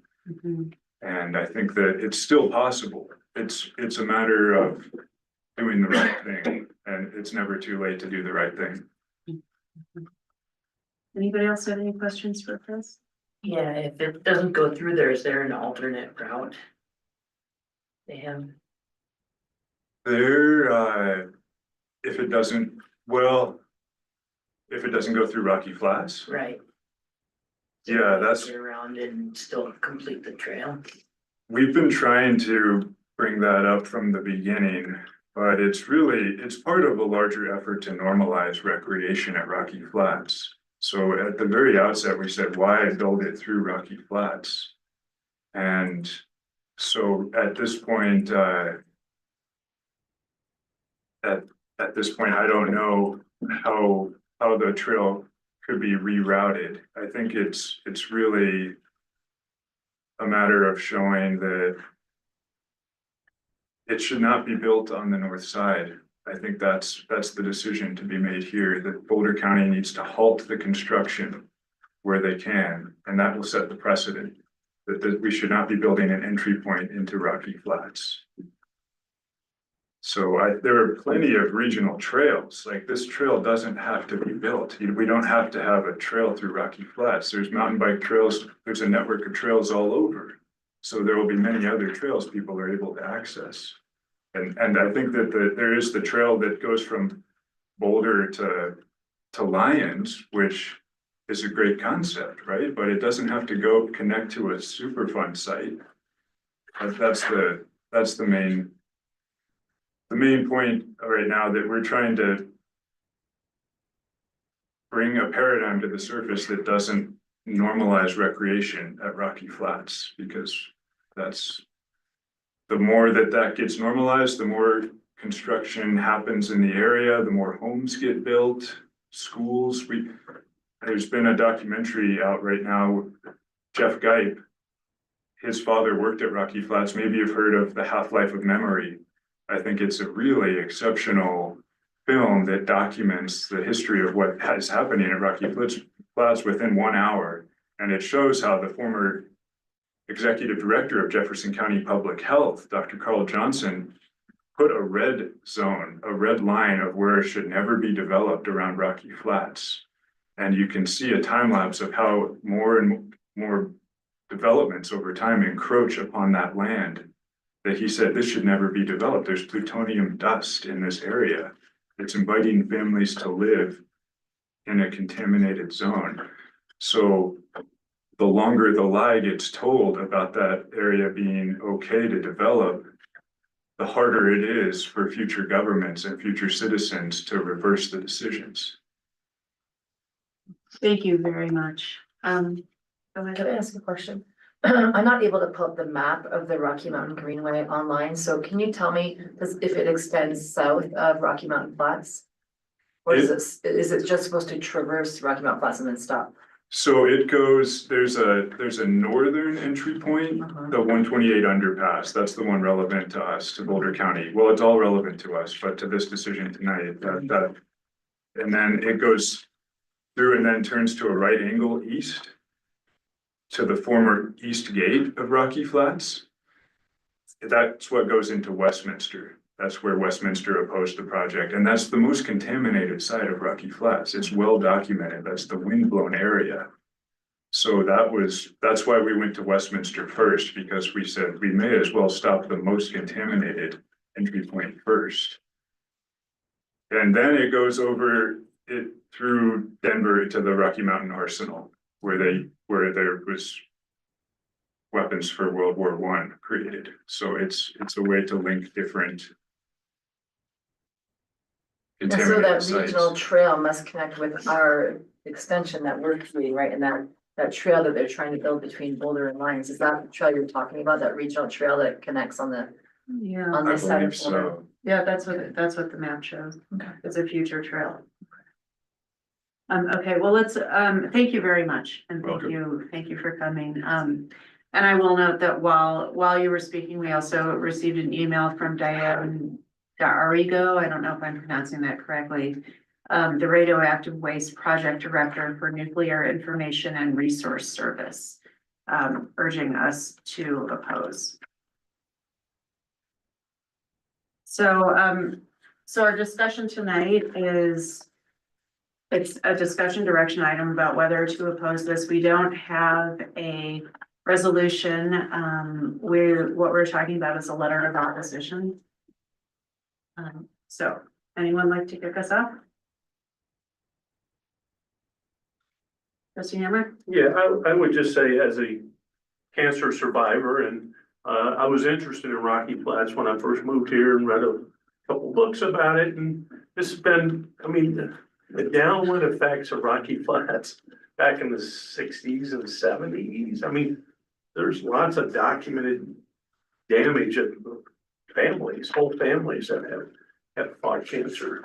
So I'm supportive of a resolution that would say Lyons isn't in favor of this. Thank you. Trustee Jackie? Yes, as I read the resolution here, from the town of Superior, I can see where they're talking about opposing the construction of the Rocky Mountain Greenway Trail through Rocky Flats. And I think that's the part of contention here, right? It's not that we're opposing the entire Rocky Mountain Greenway Trail. I'm not sure where it starts and where it begins, but at least that part where they have discovered, airborne plutonium in air filters, that sounds very concerning. And I would be willing to sign a resolution opposing the construction through Rocky Flats. Yes. I lived within a stone's throw of Love Canal, so yes. Like the recent item on whether we should take a position on Netherlands bid acquire outdoor ski area, I don't believe this item has a sufficient connection to Lyons to merit our taking a stand on it, and I think the more we do this, we may raise questions among our citizens about why we're spending our time on things that don't directly pertain to Lyons. So I'm in favor of getting involved, and I express no opinion on the merits of the trail. I say yes. And so do I, and I'd like to make a couple of comments. One, I think particularly because it looks like the EPA is about to get gutted. This is more important than ever, because I don't believe that EPA will have the resources to be able to help. And the other, Trustee Browning, I really appreciate your viewpoint on this. I have a different one, which is this, which is Lyons is not, no community in this area is an island. And I think it's important for the health and well-being of not just the Lyons community, but our larger community of Boulder County and the region and even the state to, when we can, take positions that advocate for health and well-being. And so there's your answer. The title, yeah. I just like clarification. Is it going to be the letter of opposition That's only, what- or do you want to gear up a resolution That's as well? what I was just about Oh, to, sorry. yeah. Okay. So in our agenda, we talk about a letter of opposition. It sounds like a resolution would be beneficial as well. Yes, please. Um, Absolutely. So if the folks who voted yes are amenable, we'll put a resolution on the next consent agenda, modeled after, I see, trustee Lowell's already marked up the superior one for us. And in the meantime, so your meeting, the Boulder County Commissioner meeting is Thursday. So, on behalf of the board, I'll send an email to the Boulder County Commissioners telling them that we're gearing up a resolution. All right, thank you That's very good? much. That sounds Okay. amazing. Okay. Yes. Thank you for your work on this. Boy, I have 35 years of memories of dealing with Rocky Flats. And, yeah, so thank you. Thank you so much. I just wish you were a little better informed in your opposition points. Because I mean, like new dates and details, it's better than you do, it's Pretty impressive. I mean, you're like 99.999% Really, it's amazing how much. Thank you. No kidding. Thank you. Thank you very much. Have a good evening. Have a good evening. Thank you, everyone. You're welcome. All right, so let's move on to the next general business item, which is 2025-11, a resolution of the town of Lyons, Colorado, accepting the BRIC grant for the Third Avenue stormwater design and allocating matching funds. And before we ask for a staff report on this, I want to make a statement. And that is this. Yes, I did sign the BRIC grant agreement. I should not have. And so I made a mistake in doing that. It was not intentional. What occurred was I was forwarded the DocuSign to sign, and I rely on staff to forward me DocuSign documents that are ready to be signed. So I fell down in not double checking that the document was ready to be signed, and staff should not have forwarded it to me. So moving forward, and I sent a note to this effect to Victoria, moving forward, the stopgap is going to be that I'm going to double check that any DocuSign I receive or resolution I receive to physically sign will be double checked against whether it requires or has already had an approved resolution of the board. So that is my statement. I regret that happened, and it shouldn't have, and it will not happen again. Can staff piggyback? Yeah. Yeah, I was unaware that you were forwarded the DocuSign as well.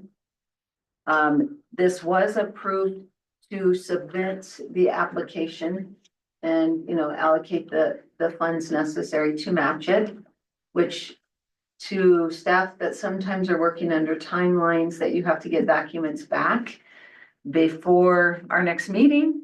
I think that was the full intent of how many of our flood grants have been.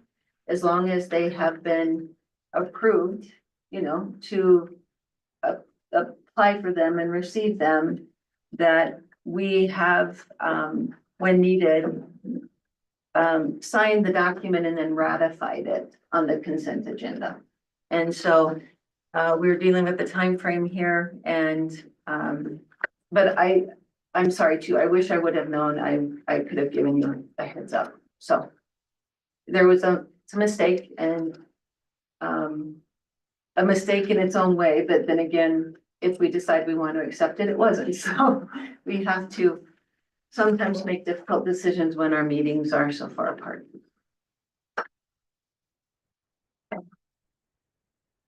Who would like to take the staff report for this? I think we were gonna share, I thought, did you, because we didn't have a chance to go through the first part, right? It was completely moved. There wasn't any discussion. It was originally Tracy Sanders' presentation. So I thought she would present what was there in the beginning for the actual grant. And then if we wanted some additional follow-up, we can get into that. I have information to present on that.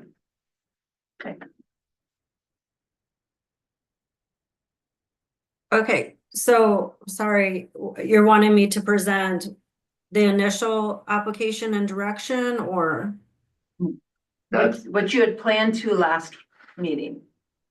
Accepting the brick funds. Yes. I guess, I'm confused. What do you want me to present? The resolution in front of the board is accepting the brick grant. Okay. Sorry, I didn't have it in front of me. Let me pull it up here. Right, I could do it too. Sorry, I thought since it was yours, it would be your presentation, just on the cover memo you had from the February 18th. Mm-hmm. Yeah, I mean, basically, I just don't have the numbers readily in front of me, but basically we submitted a grant almost a year ago for design funds of Third Avenue, and we were awarded that request. And so, sorry, I'm trying to pull it up here. So yeah. The funds were $163,000 for the design and grant management project estimate, with the brick share basically $117,000, the town share $38,000.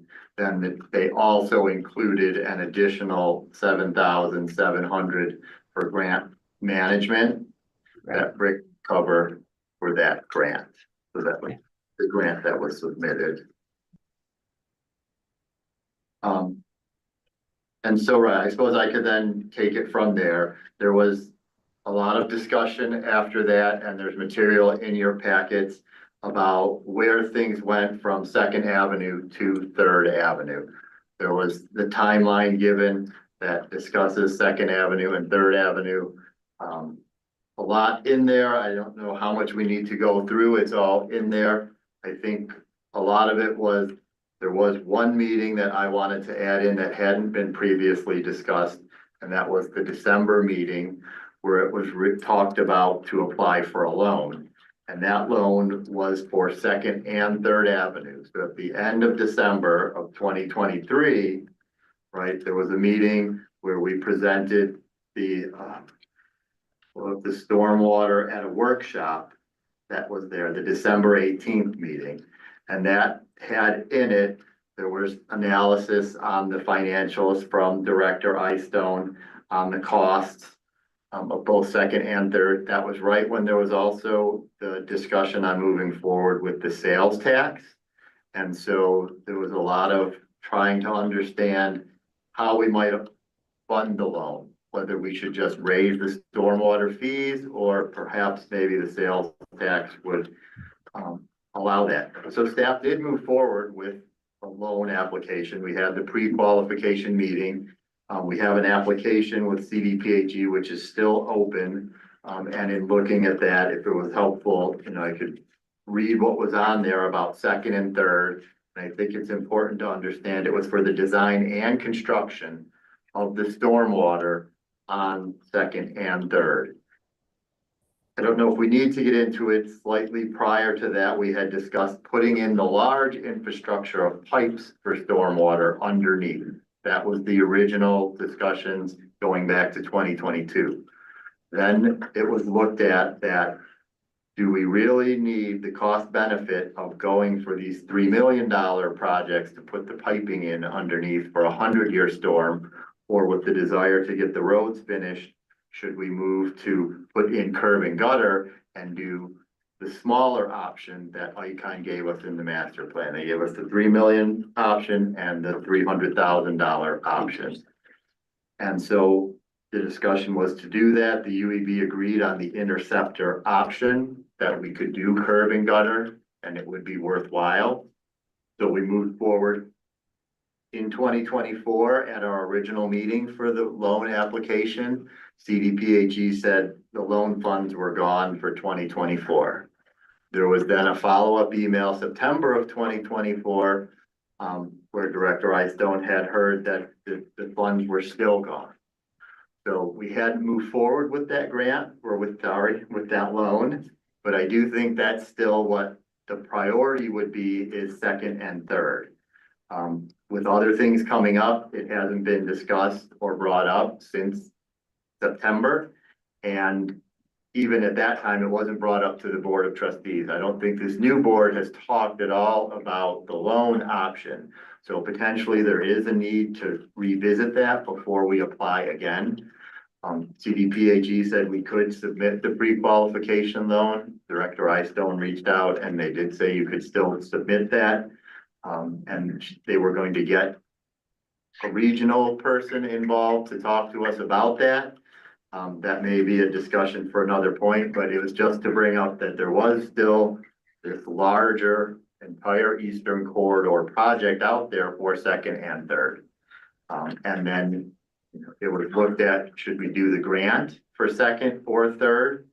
And the grant was originally being done for second, but the design for that was more. And Rick came back saying that wouldn't meet, so that you should do the design for third. And that's where then things seem to have come off the rails, or we had the grant then applied for. This grant then took it, that was in January, this grant awarded now here in December. Or November, December of this year, but Tracy was handling more of the grant management side. I was trying to get some of the stormwater background side. Thank you. Administrator Simonson, do you have anything to add? Not necessarily. This goes back a long ways and I know it gets confusing. But we did do the research and the timeline to understand it. And it was a different board, of course, that approved us to submit the grant. But that is the intent, and it appears there may be funding, so to do the big projects, both of them, if that's where we want to go. But no, can answer questions if you have any. Okay, well, I think first of all, yes, this board should absolutely have a discussion about, apart from this discussion about where to go with stormwater. There's no question about that. Anybody have any questions? Yes. The last time I could find that the prior board discussed this particular grant application, not the loan. I understand that would be a different thing and might include this, was in the November 20th, 2023 meeting, where the question was specifically asked the town staff, when the Third Avenue project was had been added in to what was originally budgeted for Second Avenue. Started with Second Avenue, Third Avenue got added in, so it was both. And then the last time I can find a board discussion was November 20th, 23, when the question was asked, if we can't get the funding for both, grant for both, what would you prioritize? And the meeting notes say staff recommends start with Second Avenue. So if Second Avenue was prioritized in the board discussion, how do we end up with Third Avenue? Because of the December conversation, the next month, where we found out about the loan and the options. Looking at the ICON report, we could break Third Avenue into a small interceptor project that will take care of our regular events while we await the funding and decisions for a loan and doing the big projects.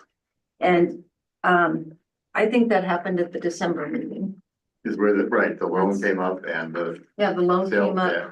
Director Eystone has worked with the state in that fund and had a relationship, and we made some calls and they said, yes, absolutely apply.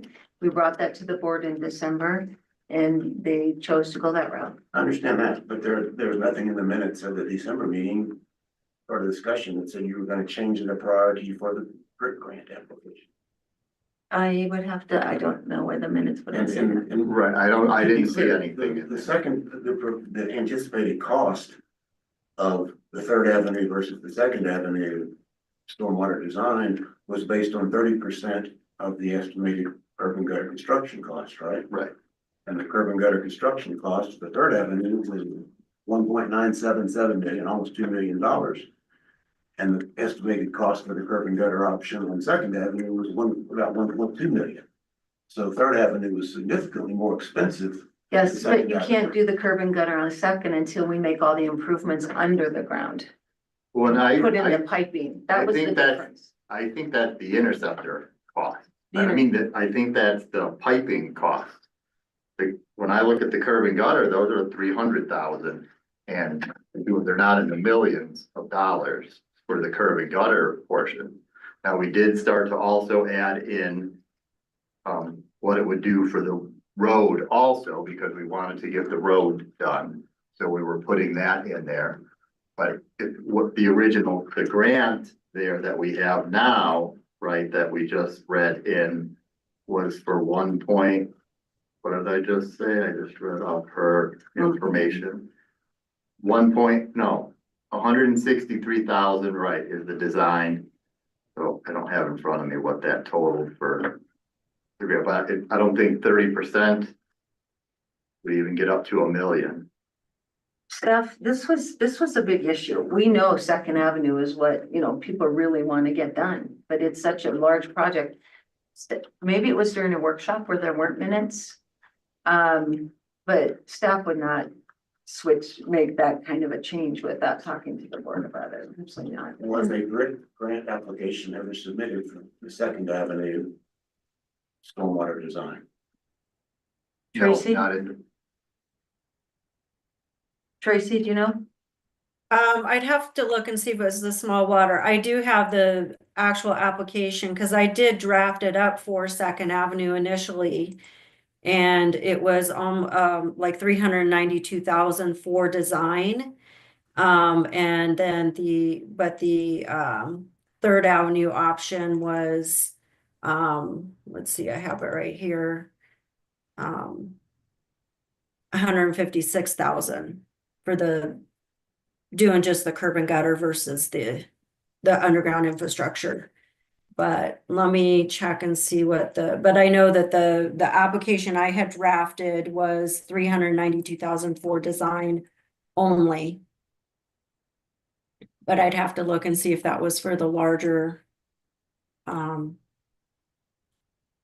Tracy, do you know the date on that one? On which one? On where you're working on submitting Second Avenue? Yeah, I had it all drafted and ready to go in January of last year. And then we moved to going for the loan for that instead because we could do design and construction. With the brick grant, if you want to do design and construction, you go into a national competition.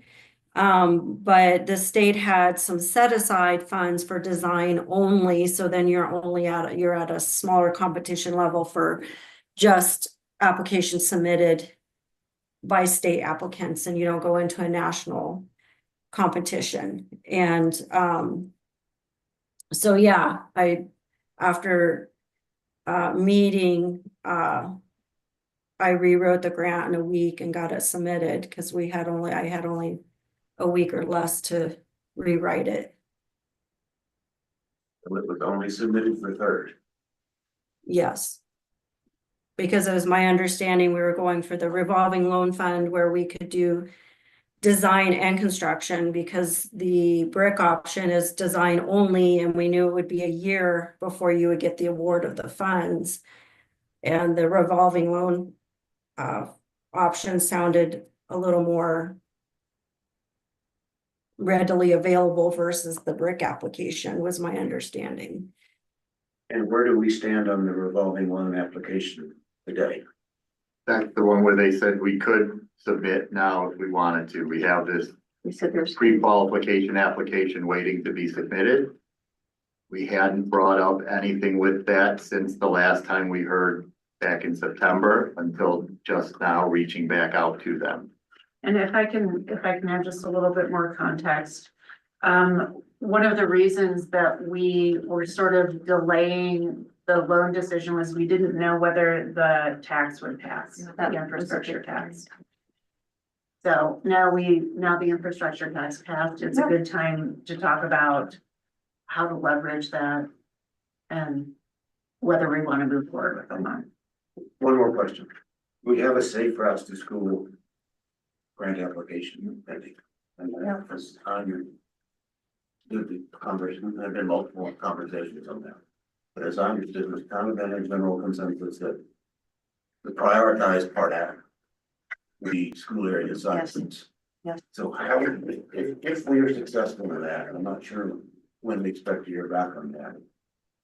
This month. I'm sorry? This month. This month. Okay. If that would include school area sidewalks, wouldn't you have to design for stormwater when you do the sidewalks? I would think, yes, you would want to. So is there a potential duplication between this and Safe Route to School? Well, I would look at it, if Safe Routes isn't going to fund all of it, couldn't you add this other grant on top of that? They have 2 grants for this project. If Safe Routes would fund, if it's a $900,000 project and Safe Routes will fund you 300,000 because that's what they're willing to fund. Sidewalks. And then the stormwater grant is willing to fund 300,000 because they want to fund stormwater improvements.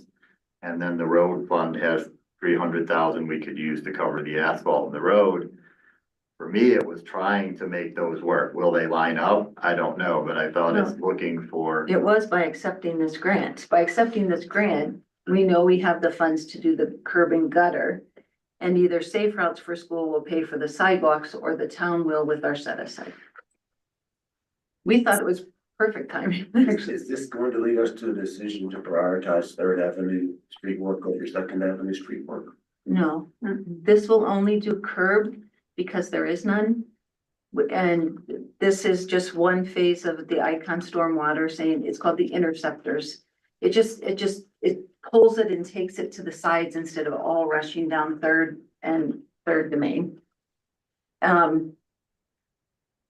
Cassie, do you have anything else you want to add from revolving loan fund perspective? I think just that the funds ran out last year, before we were able to complete the application process. They warned us that they were going to. When we reached out for this year, they warned us, they're very limited. Again, it's their most limited program. So if there is something that, the 2nd and 3rd construction and design that we want to go forward, I recognize that this is a conversation for another time, but we do need to move forward with it quickly because they do anticipate they're going to run out of funding again. It is a low interest program. We can have the conversation again if needed, because that is a prior board that we had that conversation with. But yeah, I think that's all I can think of. Thank you. Any other questions? I would entertain a motion. Oh, I'm sorry, Tracy, go ahead. Thank you. I just pulled up the budget that was submitted with the application with Safe Routes to School. And it does appear to include curb and gutter and possibly some of the stormwater infrastructure. So if that's the case, you do somewhat have a bit of an overlap, but then you might be able to utilize the BRIC funding for your design and then allow for more budget with the Safe Routes to School for construction. So you might be able to kind of take advantage of having the BRIC funding for the design and supplement it with if we do get the Safe Routes to School. Thank you. Does that make sense? Just have BRIC take the brunt of the design and then use Safe Routes to School for the brunt of the construction on 3rd Avenue. Thank you. Yeah. I would entertain a motion. I move to approve resolution 2025-11, a resolution of the town of Lyon, Colorado, approving a grant agreement, FEMA, for a brick grant for Third Avenue stormwater improvements. Thank you. Is there a second? I second. Thank you. Okay, discussion. Would you like to start? Sure. Obviously, I have some concerns about this whole process. It is it is a complicated process, I'll give you that. But to me, when the Board of Trustees began this process by twice budgeting things for Second Avenue, and Third Avenue got added in. And then when the question was raised that was to prioritize, the board was advised that Second Avenue would be prioritized. It's strange to see it end up with Third Avenue funded and Second Avenue not, without further board discussion before today, and actually before it was accepted. Accept the mayor's apology as to how that happened. It got submitted, but it wasn't just a matter of the signature. When this item was put on the consent agenda for the last meeting, this board was not informed that the application had already been submitted by the staff, not just signed by the mayor, but a submission had been done by the town staff to the state. And the packet material did not inform the board that that had been done. The board should have been informed, and it was a mistake not to inform the board, and that's not a practice that I condone. All that said, a couple other points I just want to put in the record, just so you're aware of them. If you read the stormwater master plan, doing the Second Avenue stormwater improvements will actually have some benefits to Third Avenue, because some of the stormwater runoff from Second Avenue drains down to Third Avenue, which is lower. I also have a concern that I guess we don't have to finally answer until we actually do an RFP and let a contract. But we need to very, very carefully monitor the status of brick funding from the federal level. I've read some of the accounts in the press, and they're not definitive that brick staff on the federal level has already been cut back to some degree. $163,000, which is what the town of Lyons would be committed to once it's on the contract. Is about 60% of the projected balance in the stormwater fund at the end of this year. And we need to be extremely cautious about committing to that until we're very certain that federal funding behind this is going to be available. And I want to make it clear what Town Administrator Simonson answered, that I do not think by this decision tonight, which I'm going to vote in favor of, that we are ultimately prioritizing particularly the street improvements for Third Avenue over Second Avenue. If you look at those two streets right now, Third Avenue got resurfaced from Main Street up through Stickley Street last year. It's in pretty good shape at the moment. Second Avenue is a total disaster and danger. Every time there's a rainwater runoff or a snow melt, you can see deep ruts going into it. If a car is parked on one side, there's barely room for one car sometimes to get by that hitting the rut. Somebody's gonna hit that rut someday in a car, like I said, one or more, only all the time. So I think in the long term, in terms of street improvements, Second Avenue should be prioritized. We had a lot of input from citizens in our budget last year, and when we gathered comments from the budget saying you need to do something about that street. And I would also echo what Director Iceland just said. If we need to have a discussion about resubmitting for that loan with low interest loan with the state, which was a big part of the push for the 0.5-cent sales tax increase, let's do that quickly. Let's not let those funds go away without us at least making an effort to obtain them. That's my comments. Thank you. Trustee Dolman? So I guess I'm in favor of it. Mayor Pro Tem? I'm in favor of that, and I also do have a recollection of the December 2023 meeting. And my recollection was that it was a workshop, but it's not hard to miss. But I distinctly remember the conversation and the spirit in which the question was asked. There was, I think my recollection is from the board perspective, it was 6 of one, half dozen of the other. Which is why we had asked the question in the first place as to it, does the staff have a recommendation? Because we did not. That is my recollection. Thank you. Trustee Long? Trustee Benson? Yeah, I am feeling optimistic and hopeful around the Safe Streets grant that we'll find out about later this month, and it makes sense to me that if we're gonna go ahead and do sidewalks, then we definitely need to start with storm limit. So if we have this grant and we can move forward with this, I mean, I feel like second should be in parallel, and I think we're going to revisit that with this loan. I'm sure we're gonna have a competition coming, so I'm in favor of this, but definitely need to be talking about second and third. Trustee Hammond? Kind of getting up to speed on all this. But it just seems, if we go after the design of the brick, it just would be nice to make sure we get the construction side of it done, because the design without construction is something that sits on a shelf and becomes dated, so. I think Well, we need to. Yeah, if we can get the loan, then we can get design going and design on second simultaneously and construction. Would we hold off on design and get the loan?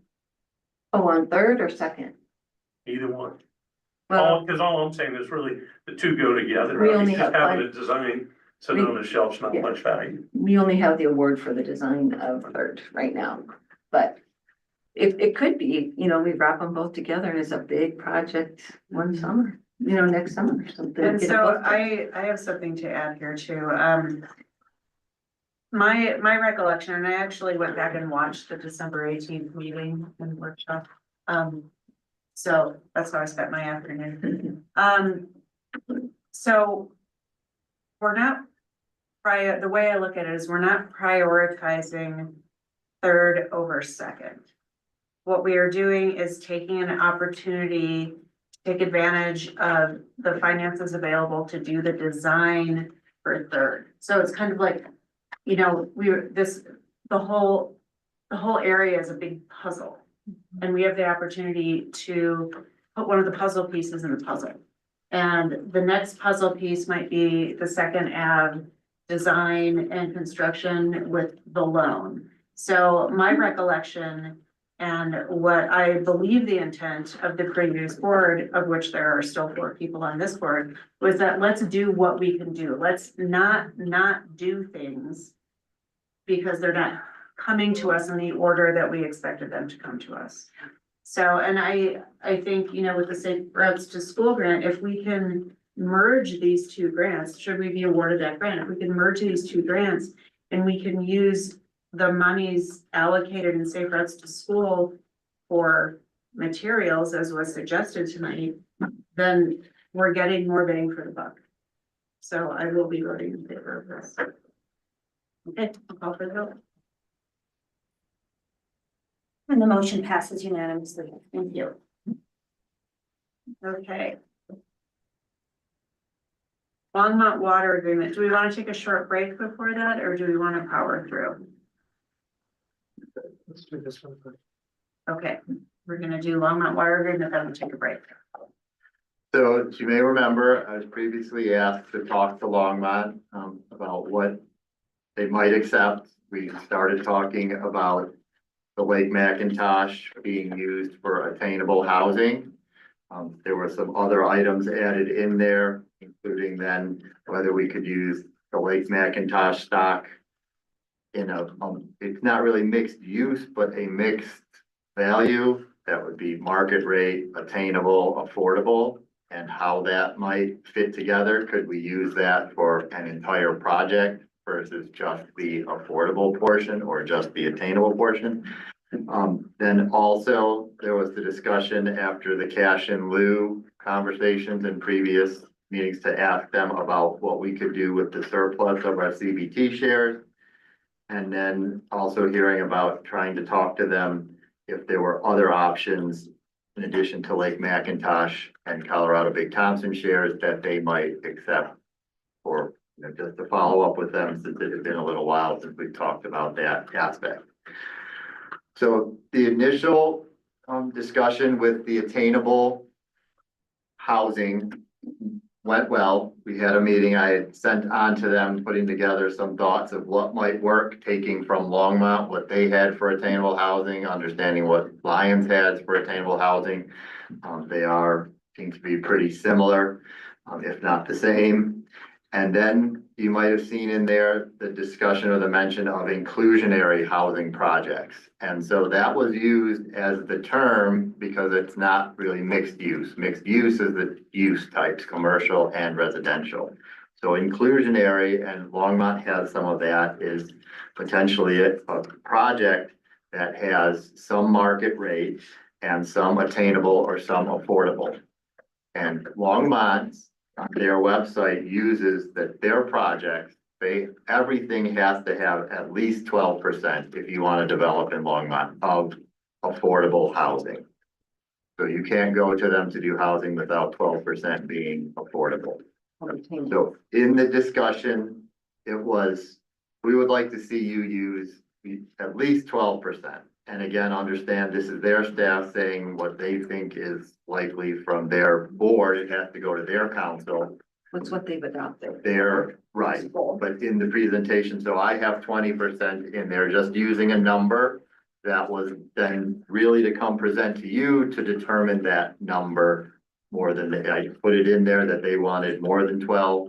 So I used 20, thinking that from my understanding was Lyons was trying to promote more, but not overburden. And again, giving it to you all for the discussion of what numbers would you want to use to see in some type of inclusionary housing that was put forward. On the topic, I had presented the section of the current IGA that does mention that we cannot, sell any of our current water rights. That would be anything that we have, like McIntosh, the CBT, the Lyons pipeline decree. It does, however, allow for a lease in there. They were pretty strongly that they could not support that. We had some discussions. I did try to present that we were really looking, we could put in qualifiers of only some of these shares that were not already being dedicated to them, that were already not set aside to potentially be used for current pre-existing commitments. And their idea at the end of their bottom line was sort of that they don't think it's a good idea to make any exceptions to selling water rights. Basically, Lyons has obtained these water rights over the years for its raw water, and they didn't want to open it with something putting in different types of caveats on what you might sell or might not sell. They could come discuss that. As I mentioned, Northern Water also had some concerns when I talked to them about it from the cash and lieu perspective. And there are, again, some other options out there. We understand it doesn't lead to the same value of those shares, potentially having something that is marketable versus something that you're accepting cash and lieu for, and the lease is much lower, but is something out there that they had mentioned that we could do. And in the last part, asking them about other types of water rights, they didn't have anything really offhand. They would try to go back through their portfolio and see if there was anything that might work, they thought, for us and for them. Their emphasis on that was that the main reason that they had come up with Lake McIntosh is one of their big caveats, or one of their, I don't know what you call it, goals, is not to dry up any agricultural land for accepting water. You've heard a lot out there that municipalities are going out trying to buy the water rights and dry up farms. Lake McIntosh does not do that. And so that was why they were accepting of Lake McIntosh. There was a big presentation at the left hand St. Vrain Conservancy District's annual meeting last Thursday on agriculture and concerns and on what municipalities might do to try to support getting water back into agriculture, which I can bring up separately at some point, just some thoughts there, understanding that we have agricultural around us. Some of the ag community does come into town. I see them sitting at the barking dog in places sometimes with talks. So keeping that in mind as we have concerns about large water rights and water conservation issues. So presented was then a draft version of an IGA up for discussion and what you would like to see presented back to them officially to say, okay, this is what the town of Lyons, like the Board of Trustees felt this would be what we would like to present, so that they can then take that to their council, they can review it with their legal and say, yes, they would accept that. We weren't going with an actual signed document yet. There was really some back and forth. I could give them some discussion points, but didn't want to present for the trustees. Thank you. Okay. All right, so I'll start. I want to talk about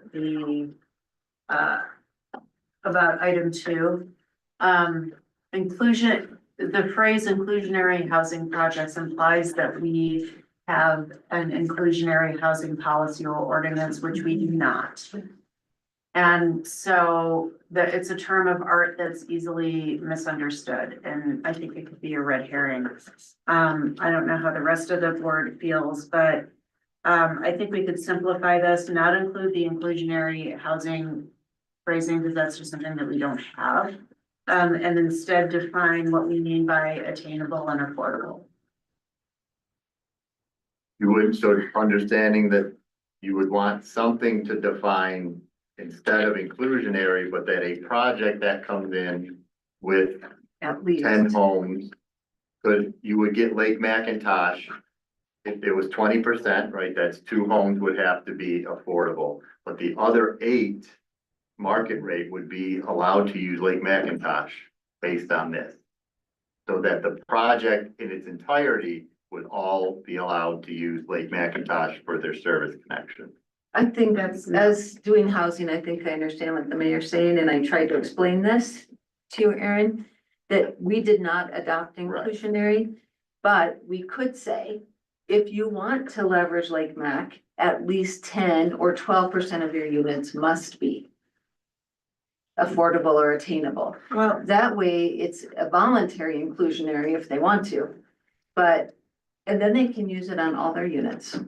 and I'm not sure that I would support them using it on all their units if just a few of their units were. But not a few, not like just 2, but we'd use our goal. The 12% came from Longmont adopting, being part of the home consortium. Sure. 12% of their housing goal is affordable. Ours is, you hear 10 and you hear 12. 12 was the whole county. They gave Ned and Lyons a little break and said 10% because you're small. But we should all be shooting, for On around our that. comp plan, it says 12%. Well, let's not go down that hole. But instead of using their inclusionary language, if we said that if a developer is willing to make whatever percent affordable or attainable, then it's a voluntary kind of inclusionary, not ours. Yeah, I get that. And I think my point is that I'm not convinced that if You want housing if it's not. no, that's not what I was gonna say. I'm not convinced that if a developer comes to us and says, I wanna build 10 units, Yes, 2 of them are gonna be affordable. yes. Therefore, I wanna be able to get Lake Mac shares for the entire development. Why? Well, But I mean, it doesn't matter to Longmont, an acre foot of water is an acre foot of water, same to us. We already have enough CBT to meet our needs and projections, so as long as it's in our portfolio as an acre foot of water. And I can see Why making would- it higher. I thought potentially you'd want to go up to 50% affordable. But that, to me, it's all based on what can a developer actually do. I thought there was concern that the developers come in and say, we can't do this. Can't afford it. Which Yeah. costs too much, but we can do, if you give us all Lake McIntosh and we do 50% affordable and 50% market. then they would be, you can do it all, you can take it out completely, that's fine. It was the idea of being beneficial to get more affordable housing. That was my thought at least. I thought Longmont was being far more restrictive with us regarding getting back and make back shares. Anytime we looked at it, I thought that they pretty much were saying only for affordable attainable. That's because our current agreement is written that way. The 2000 and what year did we do that? 15 maybe, agreement, we were able to add the attainable and commercial. Could be like Mac Water. Now that we know, things have changed and there's affordable and It was attainable. affordable. It was affordable only. Now they're willing to say, sure, attainable's fine with us too. We already have that. So it's okay with us if you want to bring Lake Mac for attainable. My question on this whole affordable, attainable use of water share, use of Lake Mac shares for such housing is, who's watching the hen house? I assume we're talking about houses that are being sold. These aren't rentals, correct? It could be either, I guess, but if a developer comes in and he says, I want to build 10 homes, 2 of them will be affordable or attainable, the other 8 will be market rate. They are to be sold. Who assures that on the second, third, or subsequent sellings that those houses have remained affordable? I've related this tale to you before. Yeah. This similar situation happened in my small town where we were sued for not having housing. We told the developers 1 out of every 5 of your homes has to be affordable. They did so, but nobody ever watched to see what happened to those homes after they were sold. Improvements were made that took them out of the affordable range and they all became, the whole affordable scheme just went away. Well, and that's, so any project like this would have to be under the auspices of a housing authority. If we have. No, No, I don't think it does. in order for the hen house to be watched. No, that's what Prop 123 is doing. They're even saying now, when we first started this, it was supposed to be deed restricted for in perpetuity. Then it was deed restricted for a few years. Now it's, as long as it's built and occupied that way, it's okay.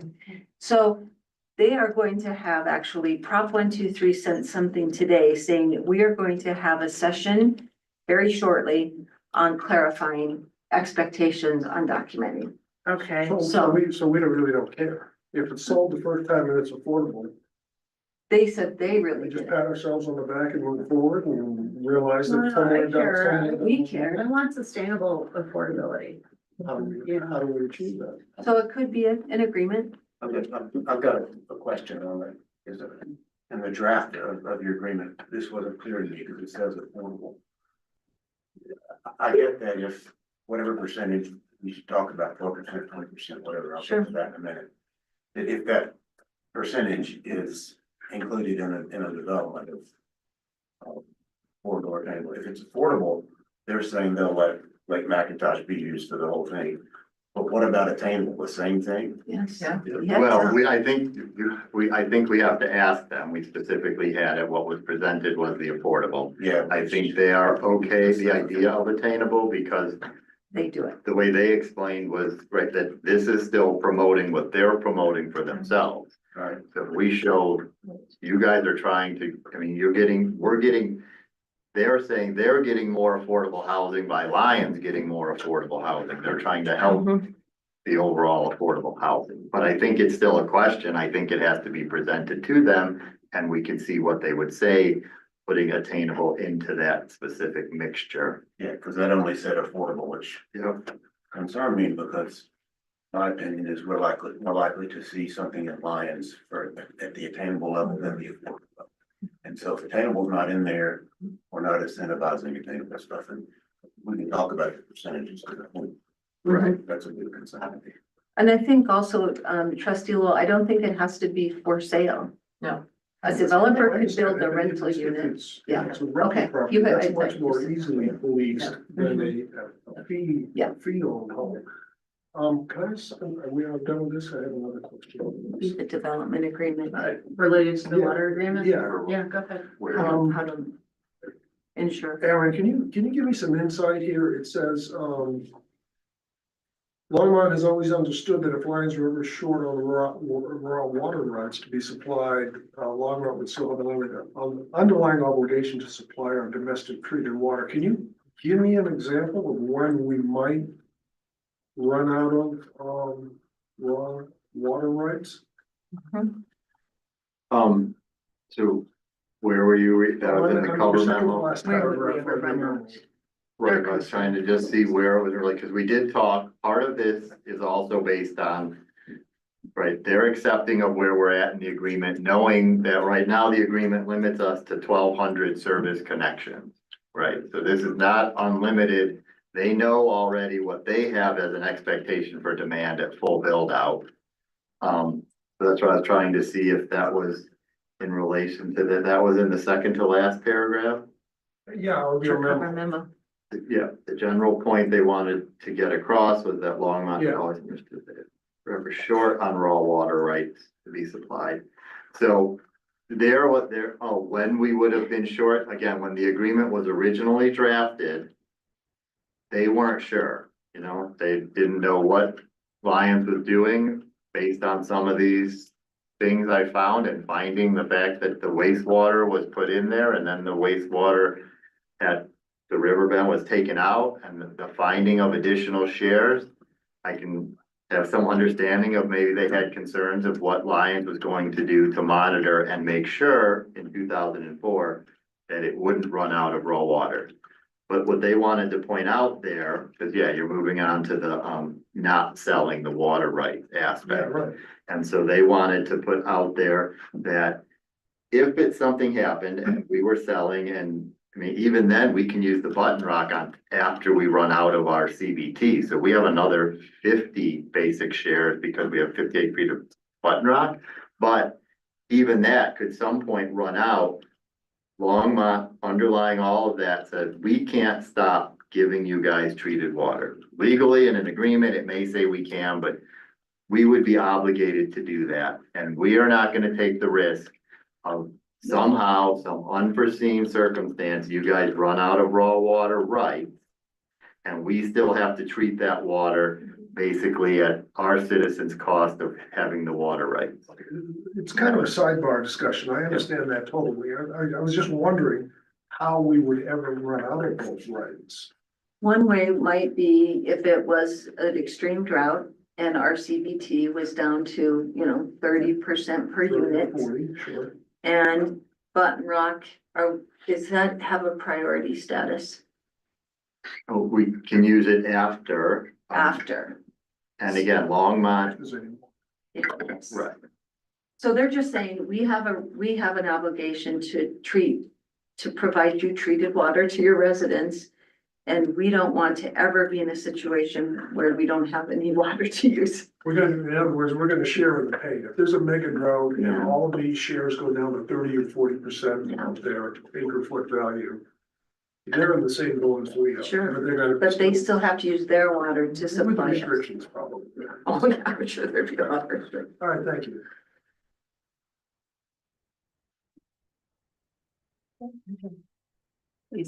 I was very pleased to read that Longmont was in support of using Lake McIntosh shares for the attainable housing and even for inclusionary housing. And it does say in the draft here, for sale or rental.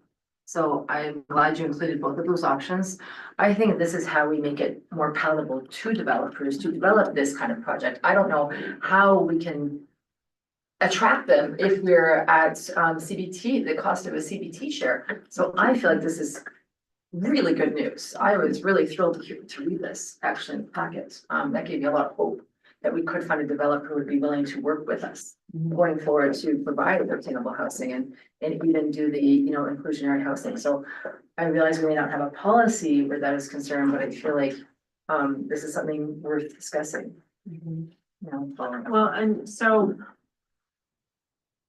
if we removed inclusionary housing projects, we still have affordable and attainable housing. So what exactly would we lose if we just removed the words inclusionary projects? I think then you're not addressing the market aspect of that. You could call it a housing project, but if you don't put some definition in there of a project, you can't use Lake Mac for any market rate. So maybe there's a different way to phrase it. Right. I'm concerned that in the future, somebody is gonna say, well, but Lyons doesn't have an inclusionary housing code. Well, So, we don't, but that's a definition for this document. Yeah. okay, Right. Yeah. all right, maybe I'm just. I'm just concerned about how difficult it will be for us to find a developer who's only interested in attainable housing. Right, and I can see a developer looking at this and saying, well, I wonder what Lyons inclusionary housing zoning code is like, and then looking and seeing that we don't have it. Is that something that we can revisit though, so that we can include We've it? talked about that.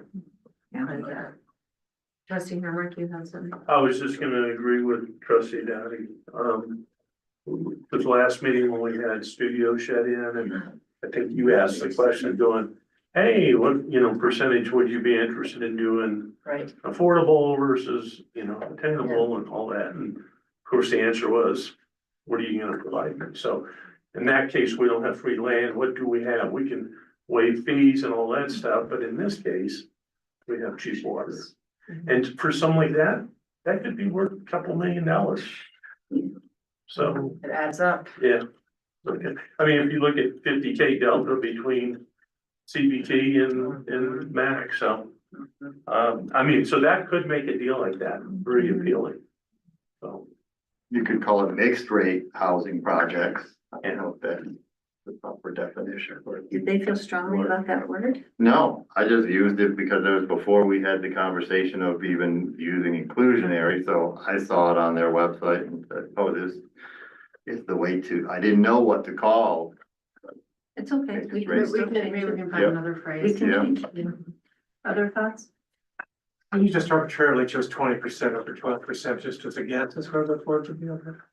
Yeah, I had 12 originally and then put in 20 thinking maybe to raise it up, but that's up to you guys completely. Yeah, because I think I would want to raise it up.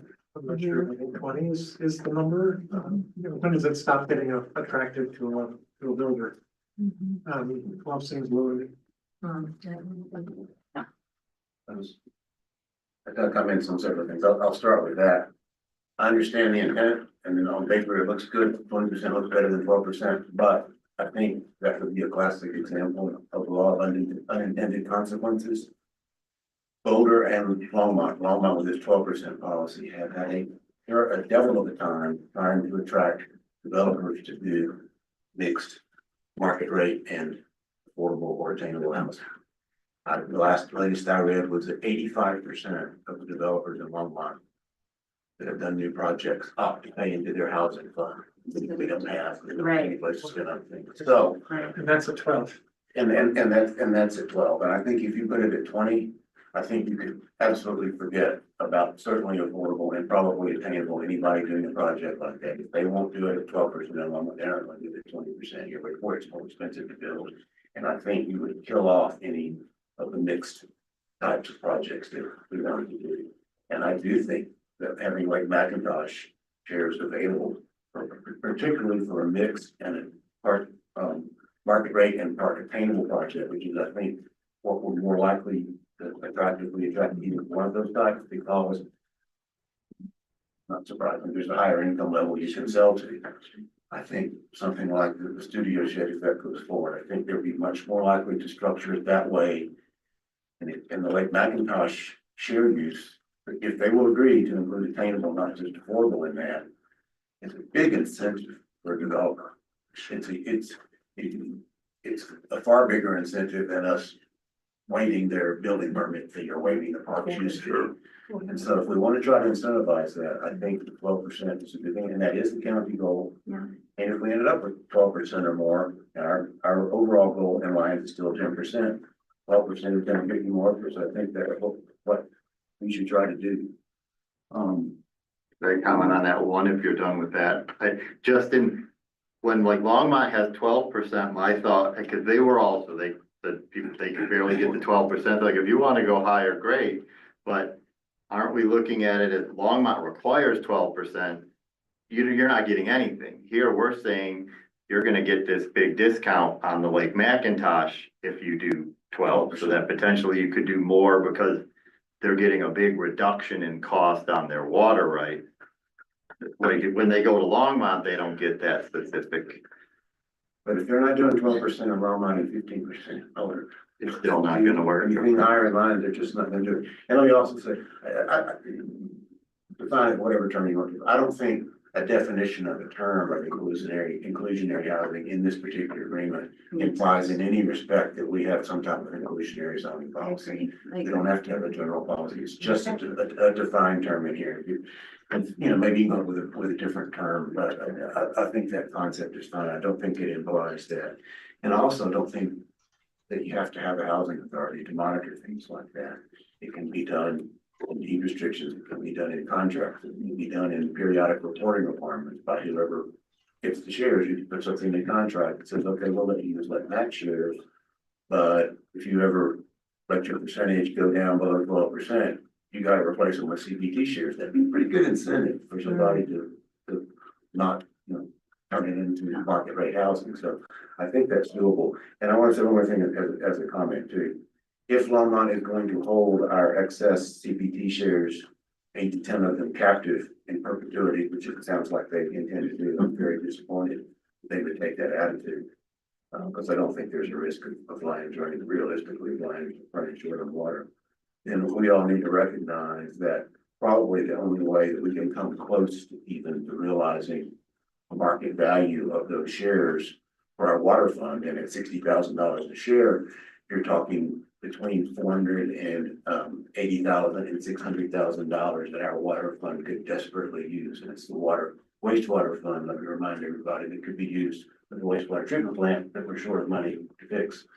If we're ever gonna realize that $480,000 to $600,000 for the ratepayers of Lions, we're gonna need to look at doing more cash in deals in the future. That's not a commitment to any of them, but it's just an incentive we have. We have no available use of those funds, and they're basically trapped in our water fund. I think we have a duty to our ratepayers to try to somehow access that value. Taking cash in lieu like we just did for the shares last year is the only way we can do it. And that's what we probably need to look at in the future. Trustee Donner? I have to say, I agree with trustee Brown and on that. So, Yeah, just one more comment about the 12 and all of that. If they're not stuck on the word inclusionary, we can certainly try a different one, but I agree that it's just saying, in this case, shall mean this. I don't think it commits us. I think that this is, if we really think that when sewer changes, you know, and becomes deed restricted affordable, we will be at our goal, pretty close to it, then I think it's very appropriate to say, moving forward, if every project we have has a 12% affordability component, then we should always stay pretty good, you know, and I think that's the way that we incorporate affordable, attainable in a market rate setting instead of in a project. yeah. And I think it's a built-in way to just get people included and, very not noticeable and standing out. And I think we can put the commitment to the units being deed restricted in a development agreement with the developer.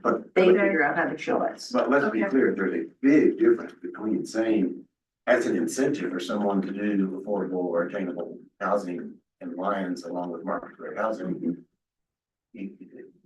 We'll let you use Lee McIntosh shares if you get 12% goal, and saying that every project has to meet the 12% goal. That is an inclusionary zoning policy that we have not adopted. No, we have not. Big difference between those two No, things. that's, to me, it's kind of a voluntary inclusionary policy. Yeah, you don't have to make it inclusionary if you don't want the discount. No, if you don't want the discounted price, you don't have to. And for the size of developments we're talking, I was thinking about a 10-unit development, 2 units would be 12% or 20%. So it, you know, kind of comes up. Yeah, Yeah, it's not much. we make them round up. Okay. Do you have what you need? I think we Oh, do. are we just submitting this as is No, we're gonna change inclusionary probably. to? What percent do you want? So we're gonna have to We come need to back. we need to clarify attainable. Because affordable is in there, but not attainable in terms of using like Macintosh on the next project. Right, so if you wanted to do. Clarify that it also applies to attainable. And I've seen attainable is defined as 80 to 120% AMI. Oh, that's in there. Yeah, But that's it. he's saying how many, so right, I didn't know if you wanted to do, if you went with this, my thought, just offhand, not knowing the details there, was if we went even with the 20%, then you could say, or 40% attainable and the rest market rate. Well, you guys can decide what you want, 12%, but, because I didn't know why would somebody do 12% of affordable if they only had to do 12% attainable? How can you do 12% of 10 homes? For 20%, let's say this was, if you do 20% of all residential units in the new development are either affordable or attainable, why would you do any affordable? Isn't attainable cheaper to do? No? Not cheap. Same Don't you cost. make more money? Make more money. That's why they'll do it. So then you would get nobody Your doing rent's still the affordable is same what I cost. thought. Well, That, I just you only thought, do affordable if you have subsidies. which is Yeah, what that's the they only way already people get do them. from there, so. And we so can't keep somebody them. else- I was just somebody trying to else- Does help somebody want to throw out a number? do more I affordable. think 12, I think stay consistent, the county, And- Longmont. Okay. So, and add in, so 12% of all residential units in the new development are affordable or attainable to low and moderate income resident. It doesn't have to be for sale either, And that's in there already, I thought that. And not in B. Trustee Dottie? yeah, can I ask why you chose to go with Boulder Longmont area as opposed to Boulder County? Because typically, when I've heard about the area median income, it's always for Boulder County because HUD goes by county. This is so, That's what's already in for our Longmont's an affordable entitlement housing community. with okay, our agreement currently. Our agreement currently, when you look at the definition of affordable housing, yeah, it says that our affordable housing is based on the information provided by the United States Department of Housing and Urban Development. yeah, And Boulder, and it says Boulder Longmont area. I just copied the words from the affordable housing in the current IGA. because typically when you look at the HUD numbers, it's Boulder County. So for me, Boulder Longmont is Boulder County. Yeah. So, Okay. Aaron, I think the wording you'd be after there is that 12%, if that's the number we pick, of all residential units are attainable housing or affordable housing, with those being capitalized terms. Got it. Not low and moderate income residents below 80%, because then you're cutting out attainable. Agreed, I could, okay. Yeah. So do you have that or You does? had something? I just want to say Longmont is also a HUD entitlement community, just like Boulder. And so they may have their own index for affordability. And my guess is it's because Longmont produced this. So they're the one giving us these incentives. So Attorney Dittman? if so, we can use it. Oh, Victoria, redone. Yes. Okay.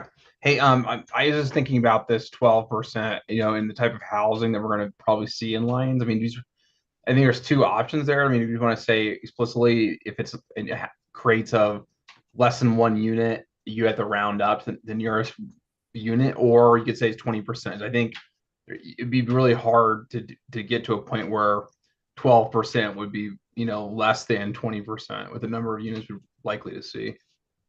Okay. You say at least 12. Yeah, why don't we just say, at least? So they Yeah. have to round up to They do. gotta put Yeah, extra- that would imply they have to round up. Okay. Yep. Yeah. Main Street is like, 24 to 27, yeah, so. 517. 517 Main. Yeah. It's 27 units, so what would 12% be? I can tell you. What's 3? 2.73. Three, Yeah. three of How many units? them would be, About 3. Yeah. man, I would really love 20, I would. Okay, what else do you need? One other comment on the water rights, maybe it's worth having someone else come in on the sale of the water rights to try to explain the concerns or what's out there, either Longmont or just at the left-hand consortium. I had somebody there saying you shouldn't be accepting any cash in lieu. They were just really shocked and surprised. So I just want to say, that maybe someone else would explain it differently, just in case there's some desire to know why somebody would say explaining our water rights and what concerns there are. Otherwise, you're free to Okay. choose that. I think their concerns and their confusion is, I don't know of any other place around here that has excess water shares. And that they can't conceive of somebody having ended up in a no-growth town, which also doesn't apply to most of the other places around here with excess water shares. And that concept blows their mind, because everybody else is still trying to go. Okay. Do you have what you need? Yes. Okay, great. Let's take a break. Did you? Yeah, I need to make an announcement. Yeah, go ahead.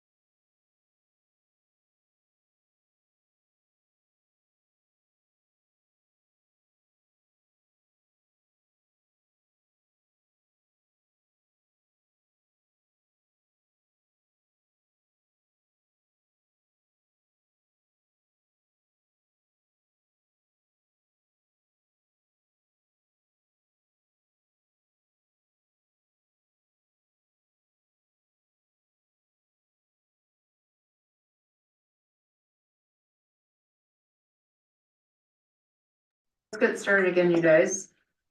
Maybe we can tighten this up. We're not gonna hit 9:45. We missed 9:15. It's 9:15. Okay, I got cookies and banana bread. all right. All right, so next up is resolution 2025-15, authorizing the purchase of an air zen blower replacement.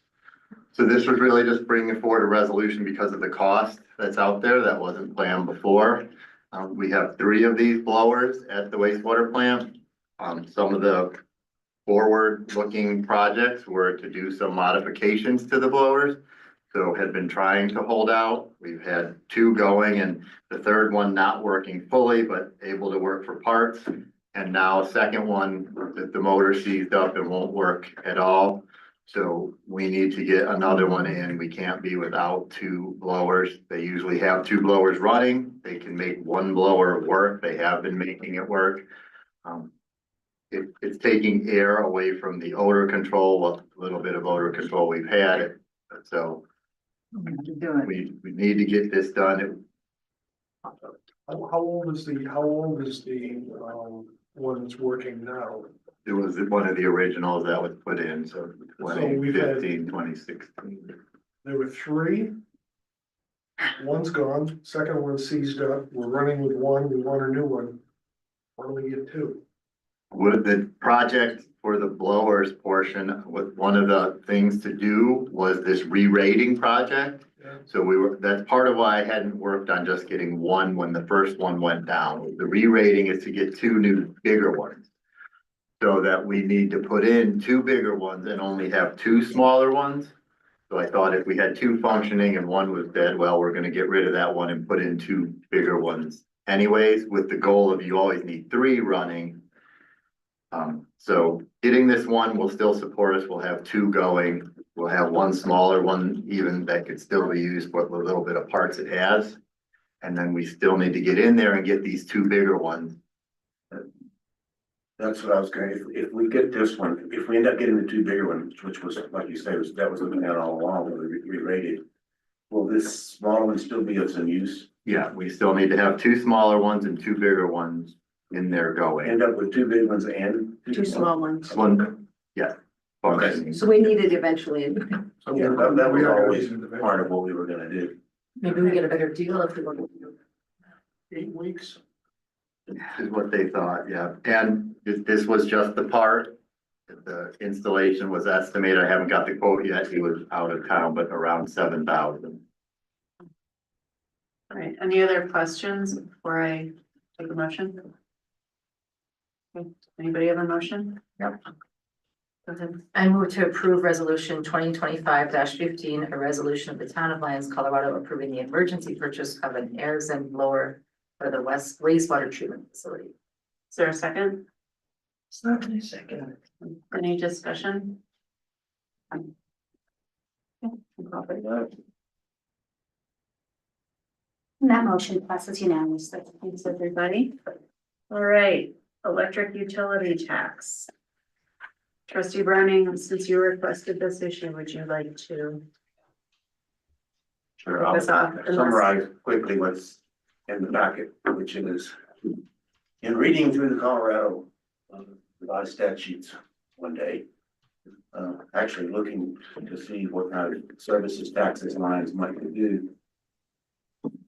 The only section in there I could find that authorizes Lyons as a statutory town to charge tax on gas and electric service uses the term for commercial use. It doesn't mention residential use. You look on your town of Lyons electric bill or on your Excel gas bill, you'll see a 4% tax rate on your residential electric and gas use. And because we're a statutory town, not a home rule city, the general rule is we're only allowed to tax what state law allows us to tax. And the state law says you can only tax commercial use, what gives us the right to tax residential use. And I know we've been doing it for years.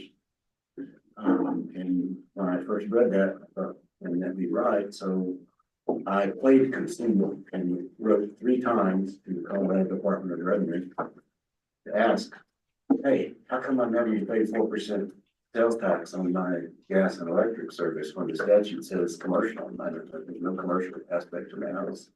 They wouldn't answer the question. Their answers were basically, here's a list of home rule cities that do that. Understand home rule cities can do that. We're not a home rule city. We're statutory town. Then they told us we were a self-collecting city. And I said, we're not a city at all. We're a statutory town. What allows a statutory town to charge sales tax on residential gas and electric service? They wouldn't answer the question. So, even though it has obvious potentially adverse financial impacts for the town, which is something I don't like, I think this is a question we need to ask. We need to ask our town attorney, we need to ask CML, and I think Utilities Director Goblin had a good suggestion. Let's ask the Colorado Association of Municipal Utilities and see if other municipal utilities, statutory towns that have municipal utilities, are in the same boat. And if anybody's looked at this, because I don't claim to be, I don't have access to Westlaw legal research and that type of thing. So there may well be old cases or old revenue rulings somewhere that I haven't seen that may say, here's why you can do it. If so, that'd be great. I'd be thrilled. But I just think the right thing to do, see a statute that doesn't clearly give us the right to tax, gives us the right to tax something, is to make sure we're doing the right thing and make sure we're following the law and what we're doing. And that's basically what I'm suggesting here, is that we ask Brandon, and I think Brandon may be actually the attorney for this candidate. He's ready. And the Colorado Municipal League, and what's the answer. And the reason that this is coming before the board is that the board agreed that before we expended a significant amount of the attorney's time, we would agree that we should. He's ready. Yeah. Brandon? Yeah, so I without spending a ton of time on researching this, I did reach out to my law partner, Jeff Wilson, who was CML's counsel for 20 some years and also a lobbyist of the state, mostly on tax issues. So if anyone knows this stuff, it's definitely him. And so he very quickly knew kind of the answer to this question. And it really relates to the relationship between chapter 39 and chapter 29 of the state statutes. And so chapter 39 generally relates to what the state can charge in terms of taxes. Chapter 29 is what municipalities, including statutory municipalities, may charge in terms of their taxes. And if you look at 29.2.1051D, it provides for us being able to do utilities. It's a little more complicated than that, but more or less, you're defaulted into doing sales tax on a whole bunch of things as a statutory municipality, including like electricity, coal, wood, gas, fuel oil, or coke, which is also referenced in the Title 39 statute you mentioned. Also, things like groceries, you're defaulted into charging taxes on. However, you can exempt yourself from charging those taxes. So some people have, and you pointed out the Title 39 reference commercial power in 3926.104, but in 3926.715, it talks about residential as well as not just commercial. So the basic story is that chapter 29.2.105 defaults you into charging sales tax on all those things I listed, which includes electric and gas utility costs. Put those in a memo. I think I got the numbers right, but. Yeah, would you want an email or a full? Email. Okay. Yeah, I can send you what more or less what Jeff sent me. But that was his answer as to why we're able to do it. And specifically because we're basically we have to choose to exempt ourselves from not charging those taxes. And it says you can do so through an ordinance or resolution. And I'm not suggesting that, but yeah. Okay. Put those in a memo. I appreciate it. Or email, whatever. So I can write the numbers down. Yeah, happy to do that. All right, thank you. Okay, so the discussion So anybody have any questions for Attorney Devon? Not for Attorney Devon, but I have a question. Yeah. Do we, Victoria, do we track or receive, I guess, our 4% on Excel on a monthly basis? So for, and the attorney might be the one to answer this, but, or I see Cassie's there too. We charge a franchise fee for the others. So you have a franchise fee or a tax, but go ahead, Cass.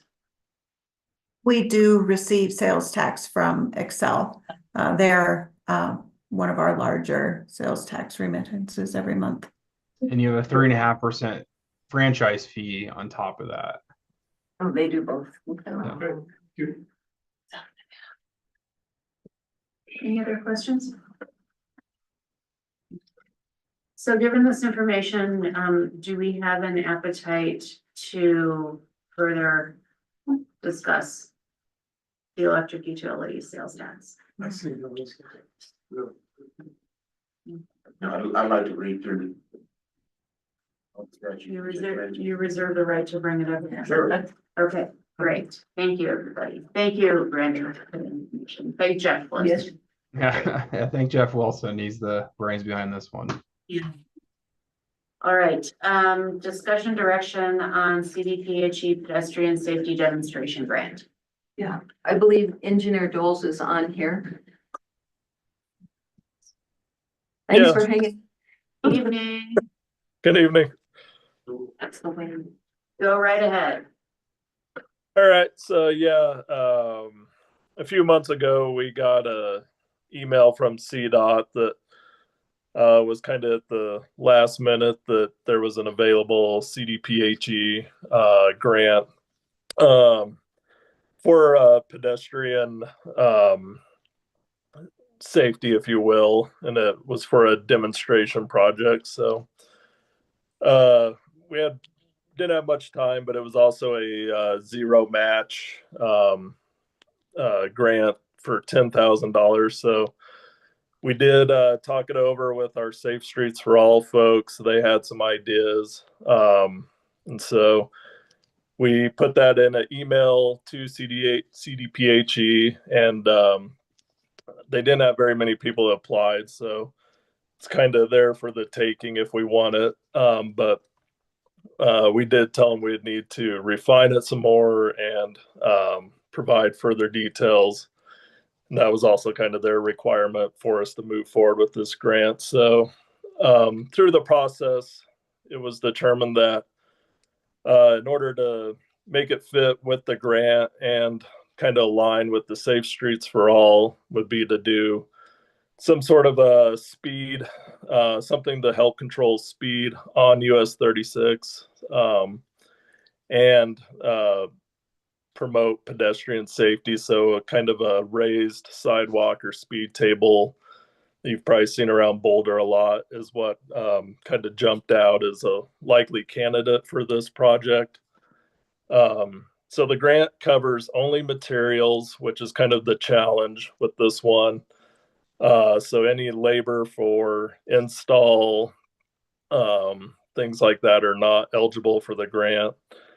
And so we did find a product, and it also has to be temporary. So it has to be a demonstration grant, meaning that it's kind of an unproven thing. So you're proving whether this solution that you're putting out on the roadway is something that could be used at your location, and or is kind of a case study possibly for other communities as well. So so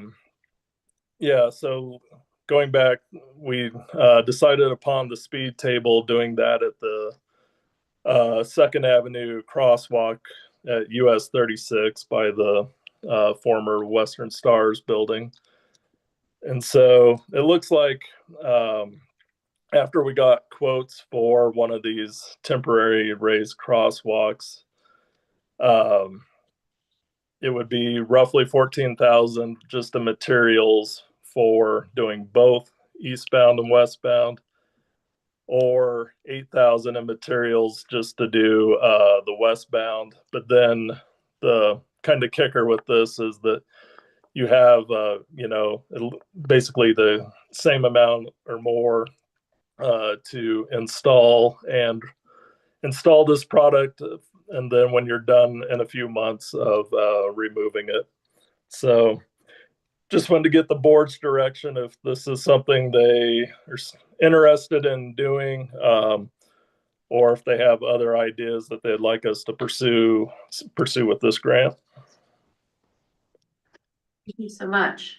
Okay, and thank you for including pictures in the memo. That's really helpful. All right, questions for Justin? Go ahead, Jen. I have a question. What do we define by the word temporary?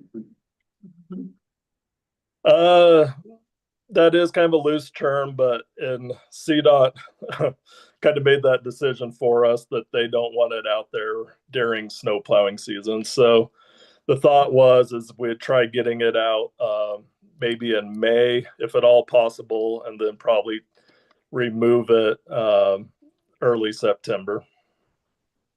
So we would be investing $8,000 to $17,000 for 6 months, summer months.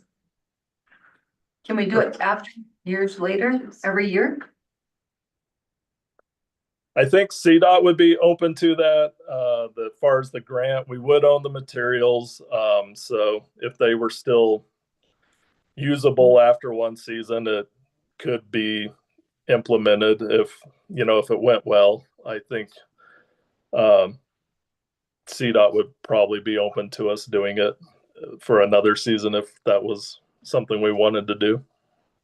I have a follow-up question. So if we own these materials, is this something that the Public Works Department would be able to install in the future? No, that's kind of the problem, is that we really need a contractor because you have to have some certifications to work on a state highway that our Public Works folks don't have. I wonder how hard that is to get. They have to do it. Other questions? If we do this and it works, people are happy with it and it slows traffic down and pedestrians feel safer. And then we pull it up because it's temporary, is the theoretical next step that you would do something more permanent, like in asphalt or concrete? Or that is a thought, yeah, is then look at probably doing one that's concrete. You would have to make it so that it accommodate a plow, but in talking with CDOT, it's not impossible. It's a little more gradual of a bump than the one you're looking at in the picture in order to make it work for a snow plow. But yeah, that would be kind of a logical next step, is looking at implementing that temporary solution into something permanent. It's been done in other places or not? Sorry, what was that? Has this been done in other places in terms of a permanent structure? Oh yeah, Boulder has them all throughout on their slip ramps. I don't know if they have them across any major roadways. That's a little bit novel, but across many of their intersections, they have them. Is the actual structure reusable once it's removed? In other words, we own it. Could we put it in Lions Valley Park? Use it by the schools, yeah. I mean, we could install it probably ourselves on a low speed road, right? Yeah, I think so. I mean, I don't have direct experience with these. They are supposed to last multiple years, but I don't know, how beat up it will get over one season. But my guess is that it would still be usable after one season somewhere else. So Justin, would CDOT, if we do this and it works and we decide we want something more permanent, is that a cost to CDOT? And if so, how do we convince them to install it? Based on our previous discussions with them on things like this, it would probably really be up to the town to secure a grant or something on our end in order to get it. That doesn't quite seem fair. I mean, it's their road. They, you know, They're allowing us to do it. they're allowing us to do it on their road. To try it. When is the speed study gonna be done? They are scheduled for your March 17th meeting. Oh, not the speed study. Speed study hasn't even started. Okay, We haven't been put in the queue yet, have we? Justin? We maybe been put in the queue, but I don't think it's really got too far. And they were kind of holding it pending our Safe Streets for All documentation as well. got it. Okay. All right, if there aren't any other questions, what do we do? Trustee Hamrick? Call on people. I'm supportive of it. I think if it was just for the temporary, but if we could reuse it in other locations, and if it eventually leads to a more permanent solution, and it actually saves a life from some kid that running across that intersection. So are you for option A or option B there? I don't know, maybe B, which is just westbound. Give it a try. Bless you. Kind of dip our toe in the water. Right. I love this idea. I really wish it could be permanent. I'm a little miffed about spending so much money on something that's so temporary. But if we can reuse it elsewhere, and if we can come up with a more permanent solution, I think it makes sense to at least try it. We're being given $10,000. And it basically sounds like we would be matching it if we go with option B. Which I'm hesitant to only do half. I realize that, I mean, I don't know how I feel about traffic going westbound as opposed to traffic going eastbound. People, when I see kids crossing there to get from, you know, the south side of Lyons to the north side, trying to get to school, for example. I mean, I think of, you know, Trustee Delman and his family trying to get across there on Second to go to school. And I feel like you have to navigate 4 lanes of traffic no matter what. And so I don't want to give people like Dakota, for example, a false sense of security that those, you know, that half of it is safe, the other half isn't. Do you know what I mean? Like, I feel like if we don't go and do all of it, then you're gonna see half of the traffic slow down to almost a stop to get over this, but the other half is just gonna, and I think that can be confusing to kids. I just don't think that's, so I feel like for maximum safety, I would go with option A. Trustee Lowell? It's just a demonstration. So I would go with option B. Sounds like some. Yeah, I'd go with A because I think it's a far bigger problem. Eastbound is where people are accelerating, westbound is where they are decelerating.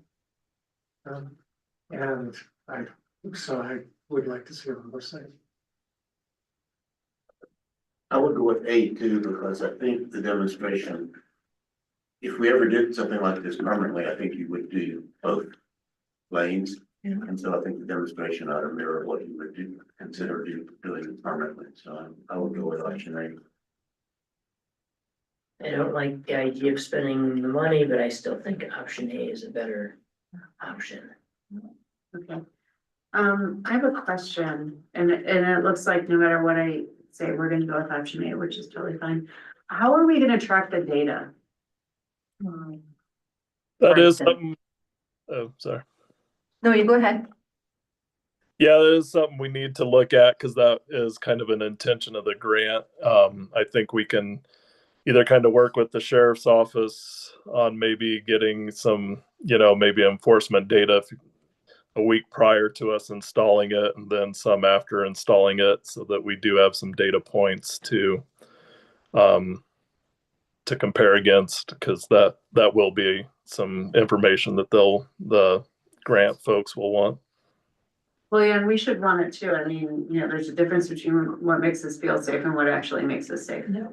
So even if there were like some way to capture speeds at those points, I don't know if there are. Well, they'll be down to literally like 5 at that point. Well, it's it's what they do after they've crossed the bump. Yeah. Do I they mean, speed up to I try to just, make up for it? I would just request that we, you know, when we install them, we have a plan in place to capture pertinent data and maybe ask them what sort of data they would like us to try to capture. Okay. Because if this works and everybody's happy, maybe we'll get more grants to do the same thing somewhere else. Well, and what's great about this location is that you have the sign at the dairy bar that tells you you're down to 25. You have the one that flashes, that you stops flashing at 30, and then you have the sign right away that reminds you it's 25. And then if you still haven't paid attention, you've got this that is only going to stop you in your tracks. Because there's no way you can just like run over this. You're gonna have to slow down to 10 miles per hour Yeah. to go over this, right? Yeah. And so going into I wonder how downtown. the trucks are gonna feel. Well, It's we bumped it. gonna be, they're gonna have to go very slow. It actually Yeah. could cause More problems, somebody getting hit from the back. Uh, Because the back person behind them doesn't know. That's why this is all test. So yeah, if they back in, they could, I mean, Can we put up some signage that says like speed hump ahead Yeah. or something Yeah. to give people a warning? Yeah, we'll most definitely have to do that. Okay. All right, I need clarification. yeah. Are you guys saying you only want to do it if this can be used for more than one season and can be used off system? Or do you want to do it either way? If it's just a one time, one season, I want to do it either way. the 27,000. Okay, and then we will have to, this will be a reappropriated amount if we can't absorb it at the end of the year.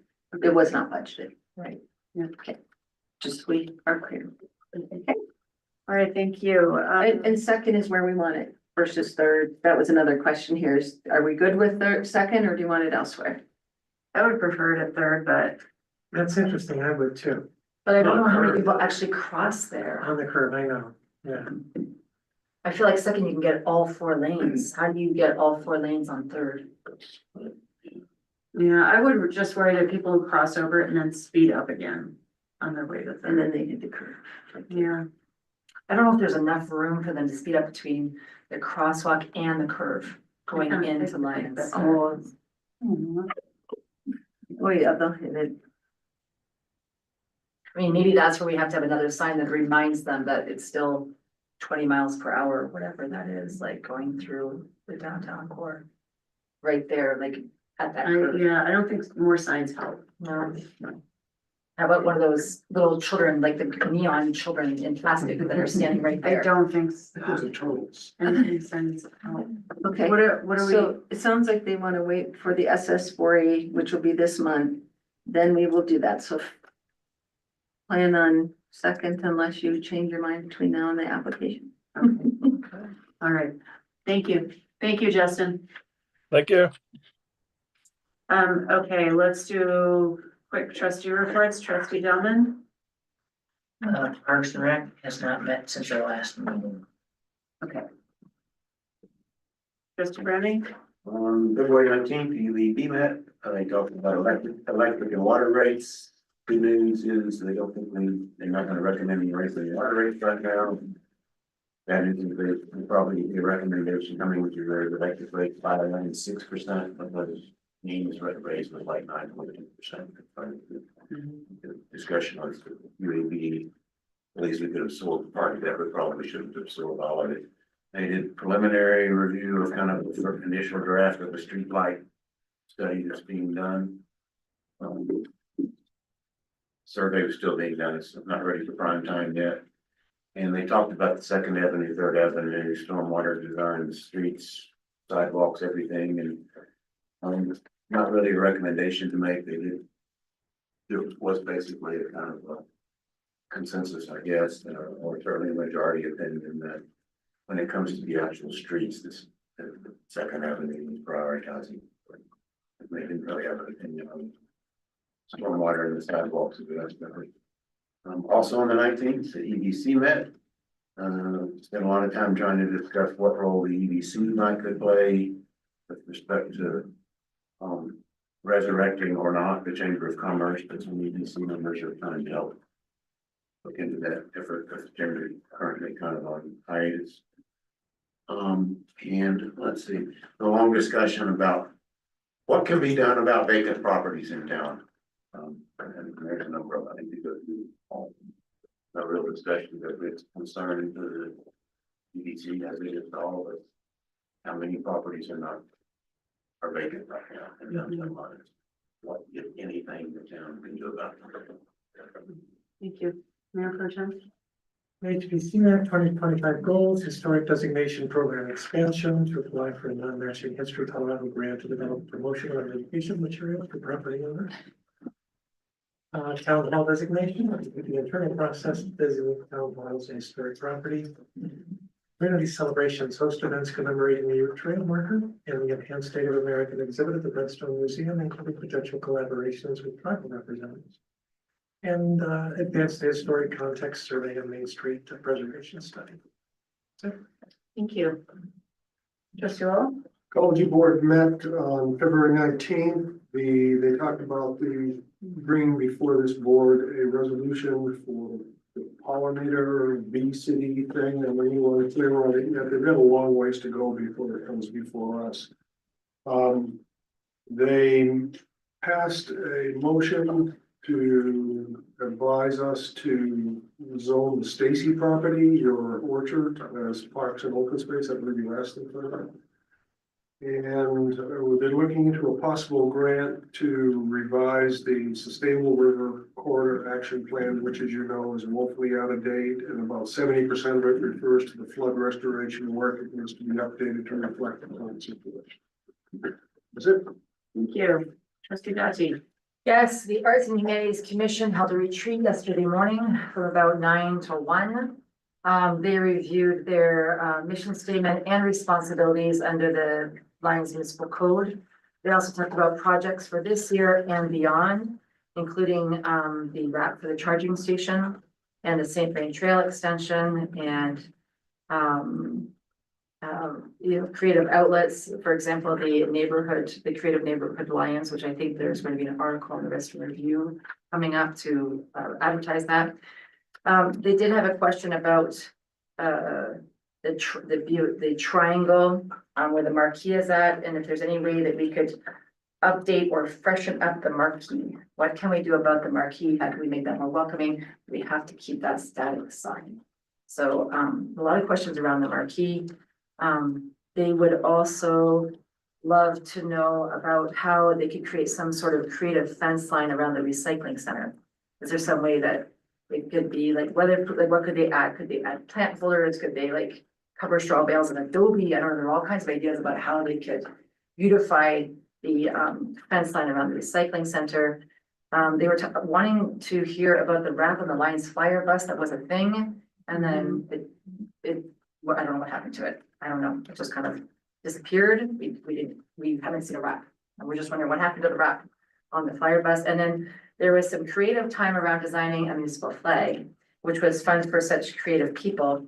And so it was great for us to realize, what kind of criteria do we need to put together for a call to artists and have the commission act as a judging panel. So that will be coming out soon and a press release once we get that criteria solidified. And then they will be meeting next on March 11th. And the Housing and Human Services Commission will be meeting on March 10th at 4:30 at the library. Thank you. I have a question. Yeah. I don't recall this, but did the board advise the LAHC that they would be creating the flag? I think we asked the commission to, we told them there was a budget for the flag and to come up with an idea. Okay. So the I idea just is, wasn't remembering. right, it was, what was the recommendation? Okay, I think the recommendation is very much like the outlets, creative outlets or the arts sculptures, is to put a call out to artists, local Lions artists. Okay. Lions artists. Great. And there'll be criteria, and if you'd like the board to, agree to the criteria, we can have it come to the board first. Okay. Great. Okay. Thank you. You're welcome. All of your questions can be answered by Kim Mitchell. Oh, great. I will, because she wasn't back. She can answer all of your questions about the wrap, the marquee, Right. fencing. Yeah.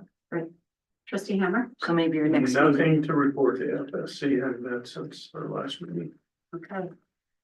So I attended the CMO Executive Board meeting last Friday. We had a representative from Senator Hickenlooper's office, the Denver Regional Director came to talk to us and said, you know, pretty much what we've been hearing from everybody, which is we don't know, but keep telling us your stories. Everybody from our delegation that I talked to says, make sure you tell your residents to tell us their stories. If they're a federal worker who's been laid off, you know, whatever it is, they want to know how people are affected. The CML conference registration is open. It's in Breckenridge this year, late June. I'm going, I get a free ticket because I'm on the executive board. So if anybody wants to join me, it's always a good conference. PCDC met and had a workshop about the comp plan. They're going through bit by bit. And then I am going to DC for the National League of Cities Conference next week for what they call Hill Day, which is when we can meet with our congressional delegations. So that's what I have to report. Okay, summary of action items, please. Yes, okay, number one, we will have a future workshop again on general offenses to go over it more in depth.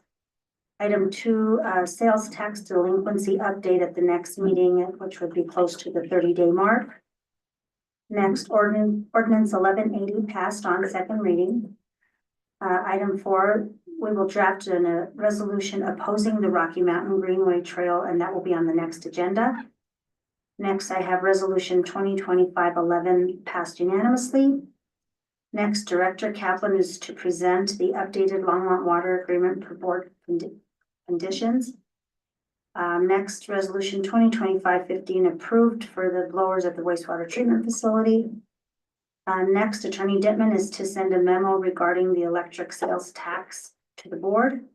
And next, staff was advised to move forward with option A and request a plan to capture data and include signage to educate drivers. I just had a couple fine tunes of a couple of those. Okay.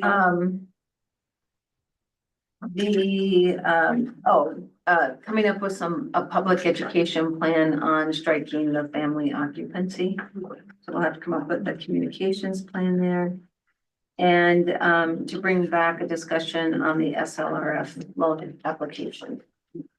So, yeah, that's the way it's just coming in that. Yeah, I was wondering. Brandon, do you have anything to add? Yeah, a couple things. One, it sounded like you wanted Aaron to come back and with someone who can talk about why we shouldn't get rid of CBT shares, or at least get that perspective. He brought that up. I wasn't sure if that was the board's desire or not. No. Oh. I don't think so. And the second thing was on the memo, which is an email. I already sent that to Trustee Browning and Mayor Rogan. Does the whole board want that? I think send it to the whole board. Okay, I'll do that. Yeah. Okay, great. Is there a motion to go into executive session? Would you like to read it from there? Okay. Go into executive session to conduct pursuant to CRS sections 24-6-4024E and 24-6-4024B to determine positions relevant to matters that may be subject to negotiations. Develop a strategy for negotiations and instruct negotiating, and specifically determining negotiating positions and strategies regarding the TiVo annexation of agreement. You should always read that in your I love radio. that. Which voice was that? Is there a second? Second that.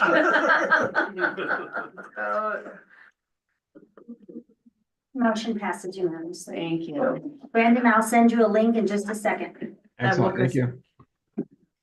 Greg, can you end the meeting on your side because you're the host? Oh, that was your video. That was, yeah, that was. No, I'll send you a